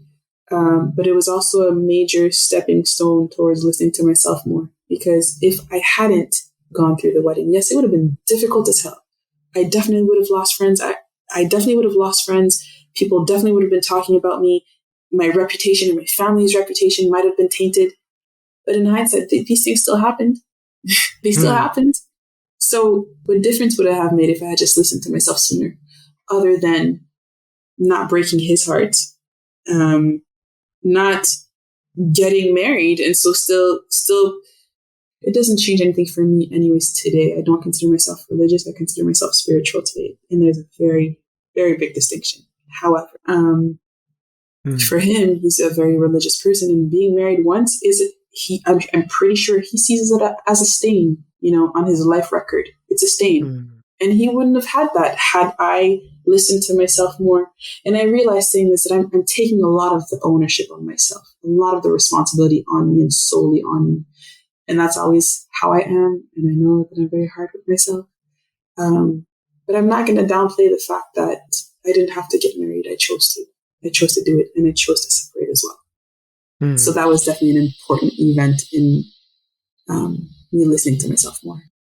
Yeah, because, you said like, listening to other people that that kind of were advising you on what to do with this situation. They definitely always play a role, because they also say we are the 5 people we hang out most with, right? And definitely that, I think I can see it in some way in my life as well. But then you said, like, you need to have courage yourself, because you need to listen to yourself, right? And for that, you need the courage. That's what I actually wrote down here. That courage, because that takes a lot of balls, man. It's not easy. Yeah. Wow. It was definitely, after we chose to go separate ways, it was definitely a hard time. Definitely a hard time. And I think it's also one of the reasons why I jumped into the next relationship, as opposed to facing my demons and taking the time to really assess what had happened and why things happened the way they did. It was easier to just focus on someone else. I don't want to call him a rebound guy. That's not what I'm going to call him. However, that relationship was a good distraction to actually facing my demons. Now I'm not going to focus on the past. I've got something new, right? So I'm going to focus on making that better. But if you, there's a saying in Creole, it goes, lave mesiate. It's like you wash your hands, but then you dry them on the floor. Like, what kind of saying is this? Well, basically what it means is, I love it.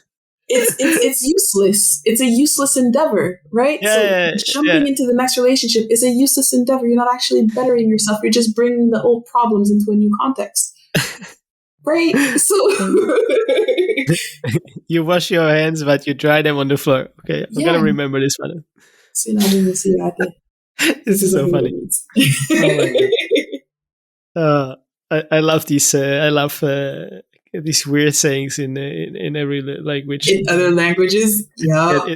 There's this one in Swedish. I think they say something, and maybe I don't get it completely right, but they say something like, "You're sliding here on a shrimp sandwich," because it's a very egalitarian society, and so when somebody comes like a little bit, I don't know, stupid example, you drove into the party in Lamborghini, and they're like, "Are you sliding here on a shrimp sandwich?" Trying to be fancy, like that you were something better than us, that you can have shrimps, basically. Something like that. I love it. I loved it. That's so interesting. I had never heard that before. Yeah.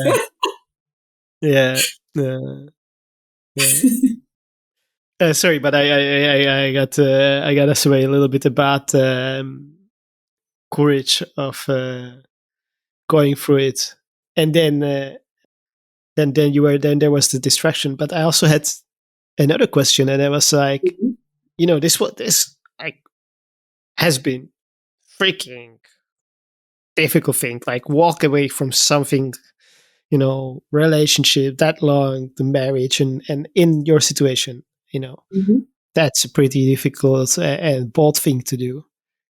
Do you think that that's also what's kind of driving you forward to to be able to do all these other things? Like, do the other decisions for yourself because of it gets easier? Is, I guess, the thing that I'm thinking about. Just to make sure that I understand your question correct, are you saying the fact that I had to go through that period and make that kind of call for myself, does that make it easier moving forward to make difficult decisions or decisions for myself? Yeah, very much, because now you kind of know that you have survived that. So Yeah, I guess in a sense, the decisions are never easy. Well, especially when your decisions impact other people, it's never easy. It's never easy. But I think seeing how things played out with my marriage and how I got into it, how I got out of it, why I got into it, why I got out of it, and the advice around me that I listened to, that I chose to listen to, because it wasn't the only advice given to me, but it's what I chose to listen to, and how it wasn't always beneficial for me. It wasn't really what I wanted to do. Like, just looking at all of that and analyzing all of that, it makes me realize that at the end of the day, no, and we say it all the time, but it's true. Nobody's going to live your life for you. So when you need to make a decision, it might not be what's best for others, but are you hurting anyone? Are you damaging? Are your actions morally wrong, damaging, ethically wrong? At the end of the day, you have to put on your own masks before you can help anyone else. That's what they always tell you on the plane, right? Put on your own oxygen mask before you help others. And if my cup is empty, if I'm not making sure that I'm good, and I'm not making sure that I'm making the right calls for me, that I'm not setting my boundaries appropriately, and that I'm not making sure that I'm okay, how the hell am I supposed to show up for anyone else? Anyone else? And when you think about it, what brings meaning to life is being of service to others. Like, that's what brings meaning to life, like the human interactions, the social interaction that we have with one another. So if I'm not making sure that I'm in a headspace where I'm good and I can show up for others, give my time, give my energy to help others, then what good is it? So yes, in a sense, having to do or make that really tough decision, it's a muscle that I started flexing, making tough decisions or making decisions that benefit me in a way that I can show up in a sustainable way for people afterwards. What comes to mind? Because I feel like I'm talking a lot, and I get that, conversation is all about talking, but I guess my question for you is, what comes to mind when you hear this? What are the first thoughts that cross your mind? You mean these last few minutes or these last 2 hours? Because there's a difference. Well, actually both. These last few minutes and then these last few hours. Yeah, it's been 2 hours. Yeah, time flies by. No, I think it's interesting to see how the evolvement of life. What a story, and something that kind of goes back to all the other places is the courage. Do what you want to do. Trust, like you said, the trust to life. I mean, some people didn't say it exactly in the podcast, but if you fly over to other countries with the last money that you have, like actually across the world, which happened to Jay in the previous episode, to go for an interview, there must have been some fucking, either you are really crazy, but there must have been some trust. But he said it, like, I felt it, like, this is what I need to do. And so I think that's the other thing, and the courage to listen to yourself, and also appreciating the actions. That's something that I'm taking out of it. These were the things that flew right now through my crossing head. Your mind. Yeah. No, that's cool. That's really cool. I think something that's coming up for me, though, as we're discussing, is, and I've had this conversation with a friend of mine or two, is in my way of seeing my life, my perception of it anyways, there's a fine line between being selfish and um, being selfish and acting in a way to take care of myself. Like, how can I put this? Necessity and selfishness. There's a fine line between the two. But when I spoke to my friend, basically her question to me was, well, what do you consider selfish? When you think of taking time for yourself, how do you define selfishness? Basically, what is your definition of it?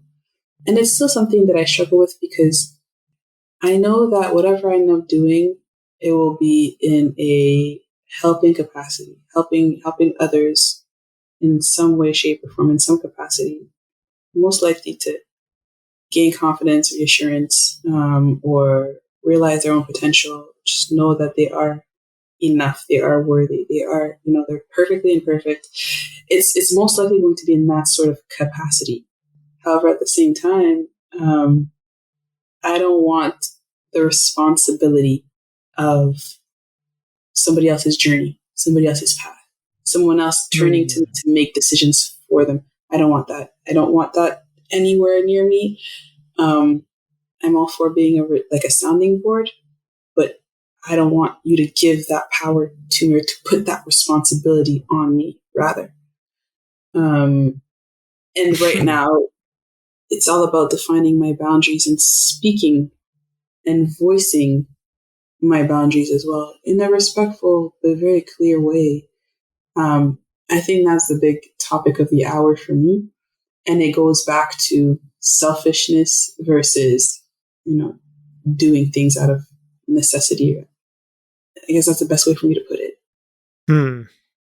Yeah. So I'm thinking I think I sometimes went to people to hey, I have this decision, I cannot make it. Help me basically do it, Mm-hmm. Outsourcing I think that I was maybe outsourcing the responsibility in some way. Maybe it's weird to say for somebody who did so many crazy responsibilities. In the end, I take the responsibility, I do the decisions. But sometimes when I'm overwhelmed, I kind of sometimes want to just do the decision, whatever. Just get me out of this. So that's interesting. I'll have to think about it a little bit more. And the other thing is, there's this book called Give and Take from Adam Grant, and he's a professor at Wharton School of Business in Philly, and he basically put people in three buckets. One are givers, so there are people who they come to you and they oh, you want a coffee, you want to help with this. They just provide you with things, but they don't want anything back. That's not the reason why they're doing it.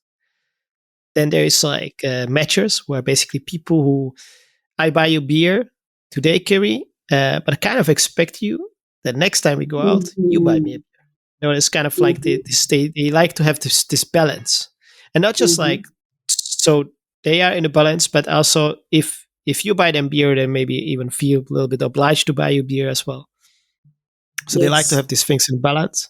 And then there are takers. They are basically people who that's what selfishness is, I think, for me. There are people who always do things with regards they're going to get something out of it. They basically would never do something. Well, it's not like somebody's completely taker. Probably there is some scale, right? But they are basically people who most of the time when they act on, I'm going to do something because I think it's going to benefit my situation.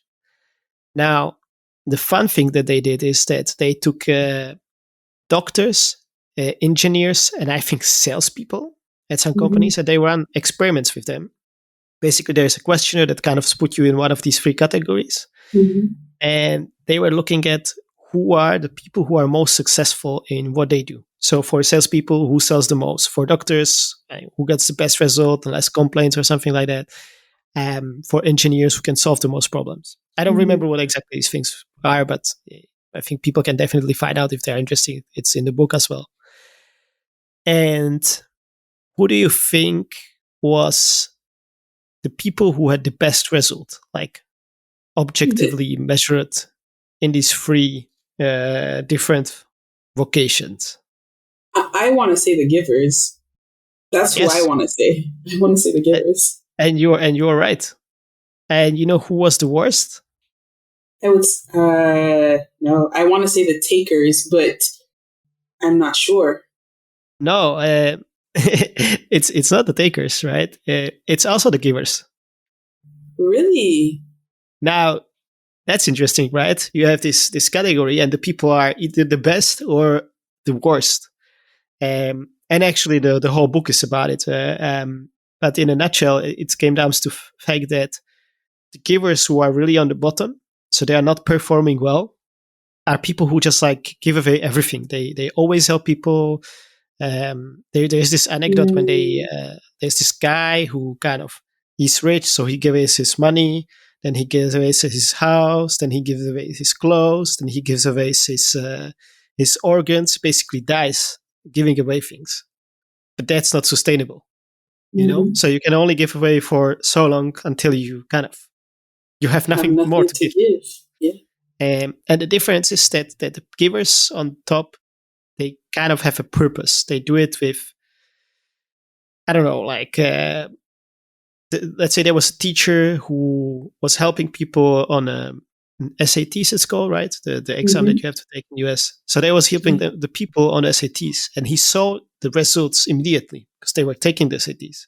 So they was giving them energy, and it was giving the energy that he could put back to the teaching.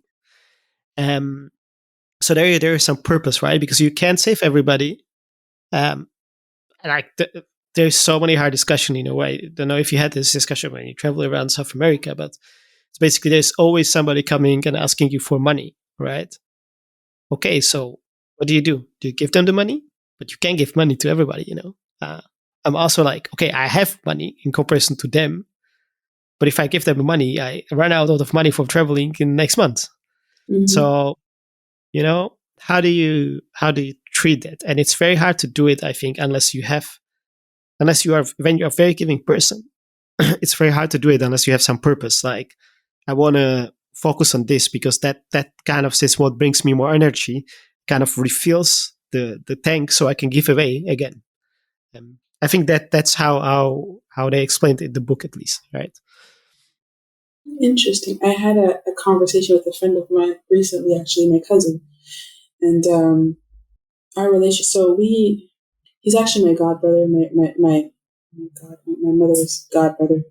Anyways, I knew him when I was a child. He's a few years older than me. I knew him when I was a child, but we were never really close like that because I think he's like 4 or 5 years older than me. So when I was like 5, 6, going to his house, he was like 9, 10. So we were never really close like that growing up. And we kind of lost touch, but we reconnected when I moved back to Vancouver. In some weird way, we reconnected. And when we started talking, I have seen a lot of growth in him just in the last few months that we've been talking. And he's really doing work on himself, you know, work to improve himself and be more aware of himself as well. And we had a conversation at some point in time, and I told him, people tend to turn to me a lot. I find that people tend to turn to me a lot for advice or help if they just want a sounding board. I find that people open up and trust me a lot, which I'm very, you know, thankful for and grateful that they see that in me and feel comfortable enough opening up to me. But I also told him I'm at a point where I'm very selective in who I'll show up for, because I will invest in you as an invest energy and time and attention, you know. But I'll only want to do it if I can see that at some point you're willing to invest in yourself too. You can't dictate people's speed. You can't dictate people what they've got going on. You're not to be a judge of how they're working on themselves. However, what I really appreciate about some of the people that come to me sometimes is that they'll come to me with their issues or problems. They'll turn to me. We'll chat. We'll speak. And then they're like, you know what? This is what I feel I should do for myself. Or next steps that I should do. And I appreciate that because oftentimes they actually put it into action for themselves. I'm just a sounding board. That's literally all I do. But if I make it a habit to make myself available to anyone and everyone whenever something happens with no not expecting people to, in a sense, maybe be accountable for themselves, then I accept to take on your burden. And there's no, I don't say end date, but it's like I'm accepting to take it on indefinitely. That's a thought that I've had recently. And so I'm all for, being there in time of need. If you need an ear, I'm all for it. But at some point in time, you also have to show up for yourself. And if you're not going to be doing that, then I'm not going to make myself as available. And unfortunately, that's a reality that I've actually had to put in practice with some of my family members. Yeah. And it's hard, but it's necessary because it comes down to the point of like self-preservation at some point. Makes total sense. But it's like, even like for me, from a different angle, I have realized that I've been putting a lot of effort to certain relationship with my friends, certain friends, but I wasn't getting it back, and I think I'm more mindful of it as, well, if you don't want to put it in, then I'm not going to do it either, like I can try, I also think, there's, in this case, there are times when people have more or less energy to kind of reciprocate. That's kind of part of the friendship. But if I try a few times, like, I'm not going to resent or anything like that. I'm just going to stop doing it and going to put that energy somewhere else where it might be used better ways, right? And that's what I think connects with what you were saying, because it's about finding the boundaries. Like, I'm more on the side when I'm actually trying to approach where you are kind of getting something, right? But it's all about boundaries. And I think it's important because there is not infinite amount of resources you have as a person, right? Very true. Yes. In a sense, it relates back to what I was telling you about the friend of mine that we were really, really close when we were in high school, and over time we just kind of drifted apart, grew apart. That's also for me because I respect her as a person. I think she's really great. I love her. But I also feel like I was more invested in that relationship than she was. And that's not to say that it's something that's wrong, but that's something to say I don't think it's sustainable. I can't carry a relationship on my own. There's two of us here. And that's also a very big component of the breakdown of my marriage. Because for a lot of it, I had a lot on my shoulders. And with time, it just became too much. 12 years being with someone is not a small time, especially when you're much younger. So it became too much. It became too heavy. And at some point, I was like, I want no part of it anymore. That doesn't work for me. And it's not to say that there weren't conversations leading up to it where I tried to voice, or where I did voice that. I did. But at some point in time when you're not being heard, it's like, okay, well, then I have to make a call. Yeah. Yeah. And also, like, one thing is to say I have some boundaries, and the second thing is to kind of enforce them, right? Yes. Especially if you start doing it, because people are not used to it. Yeah. So, like, very right? True.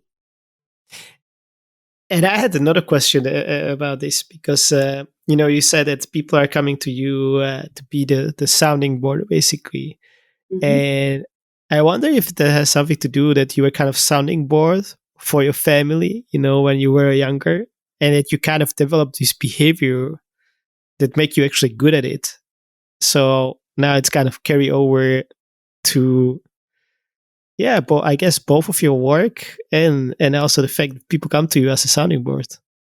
It's an interesting perspective. I think I heard something similar recently, which was, you were, how can I put this? You have honed, sorry, I say you because I'm thinking back to the person who was speaking to me about this specifically. She was telling me, you have developed an external persona who does not necessarily correlate with who you want to be internally. And this external person is responsible, in charge. She, shows up for others. She takes on a lot of responsibility. But your internal persona, what it seems like is that internally, you don't want to have all this responsibility. You're not interested in it. You want nothing to do with it. And so to your point, yes, I do think that in a sense, having to show up at home from a younger age, did hone my capability to do that. But if I make a link back to what I was saying about friendships and how I choose to show up for people, in that sense, I almost feel like I fall into I'm thinking back to the book that you were telling me about as well, the 3 categories. I almost feel like I fall in between the giver and the middle category, which is give and take. That's what I'm thinking about, because so if I think back to some of my family relationships, I'm thinking to like siblings, parents. And in a sense, I'm all for, you know what, you've got something going on, you can call me to talk about it. And with time, I've limited how much I make myself available for the issues between my mom and my sister, because both of them know what's going on. Both of them are actively choosing to turn a blind eye and not address the situation at hand. So I limit how much I'll hear, how much I want to be available for that, how much I want to be involved. I'll put down my phone and I'll literally say, you know what? Although I appreciate that you're struggling right now, I can listen to some extent, but we've made it to a point where I can't keep listening. I can't take any of it on. And so I don't mean to be rude, but I'd rather change the topic, because at the end of the day, in this part I don't say, but at the end of the day, none of them, they're not going to choose to do anything differently. So I'm not going to make myself available to that, taking that on. But at the same time, again, thinking to my family, to me, it's like, it's all good and great that I'm always available whenever you guys have something. You can pick up the phone and call Kerry and have Kerry, walk you through something or listen to you while you vent or complain, or if you need help. It's all good and great. How often do you actually check on Kerry? Like, how do you show up for me? How do you, when you call me and you're like, yo, I just want to vent. I just want to get this off my chest. Do you actually ask me, how was your day? What frame of mind, state of mind are you in right now? Are you even able to receive what I'm coming at you with? Or do you just take for account, you just take it for granted? Well, Kerry's there, Kerry will take it. And so in that sense, I kind of feel like it has to do with boundaries, but it also, I feel it has to do with the give and take. I don't need my family to show up. That's not true. I don't expect my family to show up for me sometimes in how I show up for them, because I know that they, to some extent, I don't think they can. I don't think they necessarily see me as someone needing them to show up. And with time, I've grown to be okay with that. However, there is a certain minimal level that I expect them to keep in mind. And I've told both, it's mainly my mom and my sister, I've told both of them, it would be nice if when you call me and you want to vent or talk about work or talk about friends or talk about boyfriends or talk about this, that, the other, it would be nice if you took a minute to ask about me too. Ask me how I'm doing. Ask me what's going on. I might not dive deep into details, but show me that you've got an interest for me too. I'm not just there to be used whenever you have a need, because that doesn't work for me. And it's a tough conversation to have with, especially with a parent or a sibling, but it's so necessary. It's so necessary. Yeah, because I think sometimes people don't even realize, right, what you need. It's not something like we think about on the daily basis. Hey, what needs then? Yeah. And also, there's a lot of assumption behind it, right? Yes. I was talking to a friend of mine, and I was like, yeah, people don't really reach out when I am traveling. And he's like, yeah, that's because they think that you're traveling and you have a time of your life, so you don't want to talk to anybody. And I'm like, no, it's the opposite way around, man. I want to talk to people. I don't say I always have time, but I would love to talk to them. But it's so yeah. And to your point, I hope I'm not. Well, I'm pretty sure I have painting my sister and my mom in such a negative light, because no, they really are lovely individuals. They really are. And to add to what I was just saying, there's accountability on my end as well. It's not just about expecting them to want to ask about me and stuff like that. But if I don't voice my needs, how are they to know that I don't think they're showing up for me? It's on me too. It's majorly on me. True. A lot of fakes. A lot of things. Yes. A lot. But that's how conversation is good. It just flows, Well, I love the conversation. a lot of things that I'll have to listen to it. Well, no, I want to listen to it, and I'll kind of have to post produce it as well. But I'm gonna enjoy it to listen it, right? Re-listen. Yeah. Oof, something like that. Listen to it Listen again. Yeah. Yeah, that's easier. Thank you. Yes. Is there anything else that we didn't touch on that we should touch upon? I don't feel like there's anything else that we haven't touched on or that crossed my mind. I was like, oh, I want to talk about it and we didn't get to. Maybe the one thing that I'll add is, again, bringing it back to people. There is a lot of beauty in sharing our lives and allowing ourselves to be open and vulnerable and allowing people to show up for us in the same capacity that we'd be willing and ready to show up for people. That's, I think, something that I'm learning right now as well. It's all good and great that I've always been very responsible and I've got this. I can handle myself. I can handle this, that, the other. But at the same time, just because you can do it doesn't mean you have to, right? Doesn't mean you have to do all these things on your own. Allow people to show up for you in the same way that, they allow you to show up for them. Just accept help, ask for it if you need it, be vulnerable. Those are hard things for me. However, there's a lot of beauty and strength in that. Yes, that's a whole another topic because I think, for example, like in a part of the grieving process, I was really happy when I could help people. When they ask me, like, I don't know, can you help me to put a picture on the wall? Or can you help me with writing a resume or something? It was actually helping me to help them, And I think people underestimate it. I don't know. I think that we don't often, at least I don't, often ask for the help. I feel like I can't. Like, why would I bother people with it? But then on the other side, if you don't share when you need to help or when you struggle, you kind of take away the possibility of people to help you. And then if you put yourself in your other shoes, if your friend would be struggling, would you not want to help him? Like, I would want to have the possibility to help him.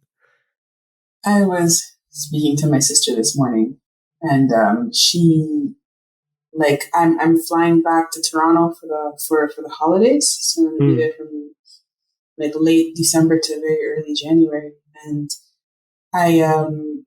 we always. Yeah, I don't think I've ever. No, that's not true. Last year was my very first Christmas without my family. I was here in Vancouver. But before that, I had always spent Christmas with at least my siblings, if not my siblings, my mom, the whole family. And so this year I'm flying in for Christmas. But then for New Year's, my sister told me that she wants to be back in Toronto because we're going to be traveling. We're going to go to Montreal, visit some family, my grandma and all that. But she was telling me how she wanted to be for New Year's. And when she said that, I was like, oh. And I was a little hurt by it because I was like, well, this year, I was in Argentina for half the year, so I didn't see my family. And then I was in Toronto for 4 days, in Ottawa for 6 days, and then I flew to Vancouver after not seeing anyone for 6 months. So it's been very isolating so far. And I was like, I would have loved to spend more time with her or, be with her for New Year's. But at the same time, I was like, well, nobody asked me to go to Argentina. Nobody asked me to decide to go live in Vancouver. Those were my decisions to step away, to be far away. So I can't put my expectations or my want to needs and whatever on other people to carry. That's not right. You made your calls, deal with that. And I was speaking to her this morning and, I just randomly told her, I was like, I was hurt when you said that you wanted to spend New Year's with your friends, because I'm here thinking, well, you've been with your friends all year. You've been with your friends for your birthday. You've been with your friends going on cottages and going to parties and going to Russia. You see your friends all the time. I didn't get to see you much this year, and I would have liked to spend New Year's with you, for you to stay a little longer in whichever city that I'll be in. But, I'm not going to put that on you. And she was like, well, because I was like, I miss you and I wish that we could spend more time together, but it is what it is. And she was like, well, thank you for sharing. Why didn't you just say so? And I was like, well, I can't put that on you. She's like, I understand, but you telling me I wish you would spend more time with me. It's easy for me to shift things around and reprioritize because I do want to be there and show up for you if that's something that you're expressing. So why don't you just tell me these things as opposed to just making assumptions for me and keeping it in? Mm. Right. And I was like, well, I can commit to being more communicative and if I feel these things or when I feel these things, just let you know and let you make whatever call is best for you and not taking it personal as well. I can work on that. And so, yeah, that conversation with my sister this morning was good. She called me out on something, so it was good. That's beautiful, man. That's beautiful. And I think it also comes down to voicing your needs and your feelings doesn't mean that you always expect that they're gonna be met.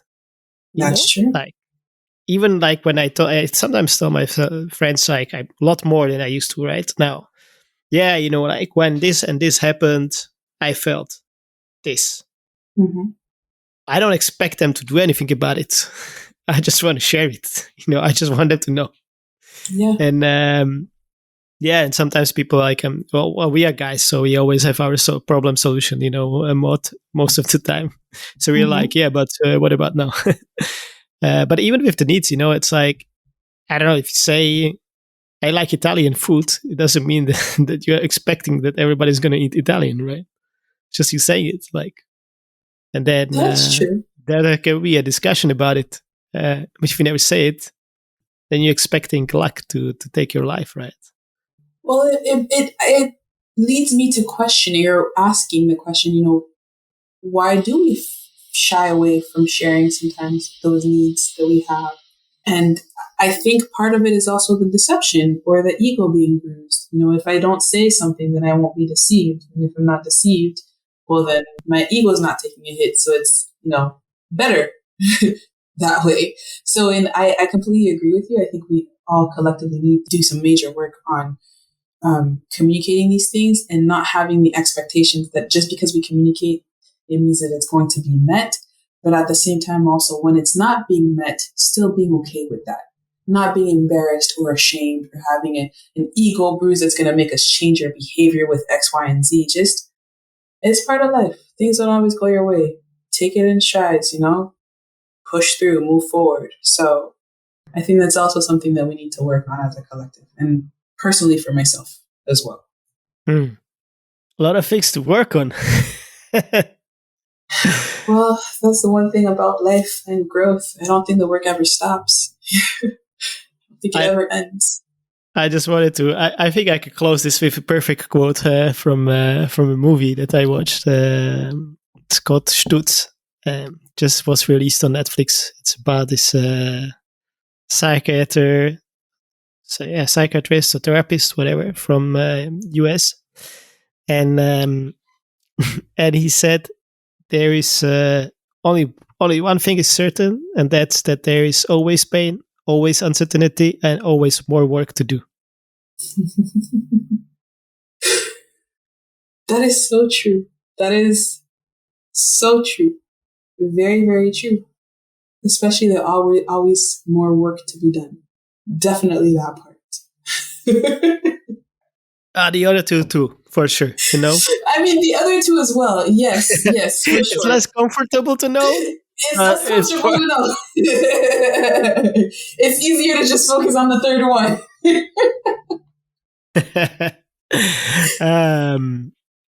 Okay, but with that, when we talk about work, I have this one question that I always ask.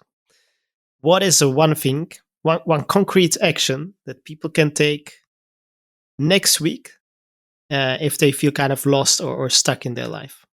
If you don't know what to do, if you feel stuck, go walking near water. So it's not it's not like a super huge decisive action, do this, but in a sense it is. And I say go walking near water because Just get out of your environment, the environment that you're in. And if that means go for a drive and go for a hike and find a body of water that's 3 hours away from your house, then do that. But like, just go walking near water, because water has very special properties. And when you're around bodies of waters, it tends to like, it's very calming. It's very soothing. And it's scientifically proven, but don't ask me to get into the science behind it. I don't know it. I just know it's scientifically proven. So go for a walk, go walking near a body of water. That's what I would say. Okay, perfect. By the way, I'm going to do it. I do all of these things that people suggest. I'm doing it. So I'm going to go for a walk around the water. And then I'm going to write how it was. So I'm going to let you know for sure. Absolutely. I would love to know how it is. Like, yes, be very aware of yourself, of your mental state as you're getting close to the water, and then as you're leaving as well, how you feel. That's what I'd like to know. Perfect. Deal. Well, I think we can wrap it up with this, right? Yes, I believe so as well. So thank you for this conversation. I'll have to go back to it to kind of process it, but it was very delightful. And well, if you guys enjoy this episode, let me know what you think. You can reach me either on my Instagram at Danik-Becerra, or you can just write me email at becerra.den@gmail.com. You can find all these links below. And if you did enjoy this episode, don't forget to also give it a rating. That will help us spread the message. And if people want to get in touch with you, Kerry, where can they find you? Ooh, excellent question. My Instagram, Kerry, KERRY_PA. That's my name on Instagram. Definitely, I'm always open to hearing what people might think, or if they have questions, being of any kind of assistance. So perfect. And we're gonna put these links in the description as well. So don't worry if you didn't catch the names. Sounds great. Well, thank you for this opportunity. Thank you for the beautiful conversation. This was great. Thank you. Thanks, Kerry. And thanks to all the folks who are listening. Ciao, ciao. Bye.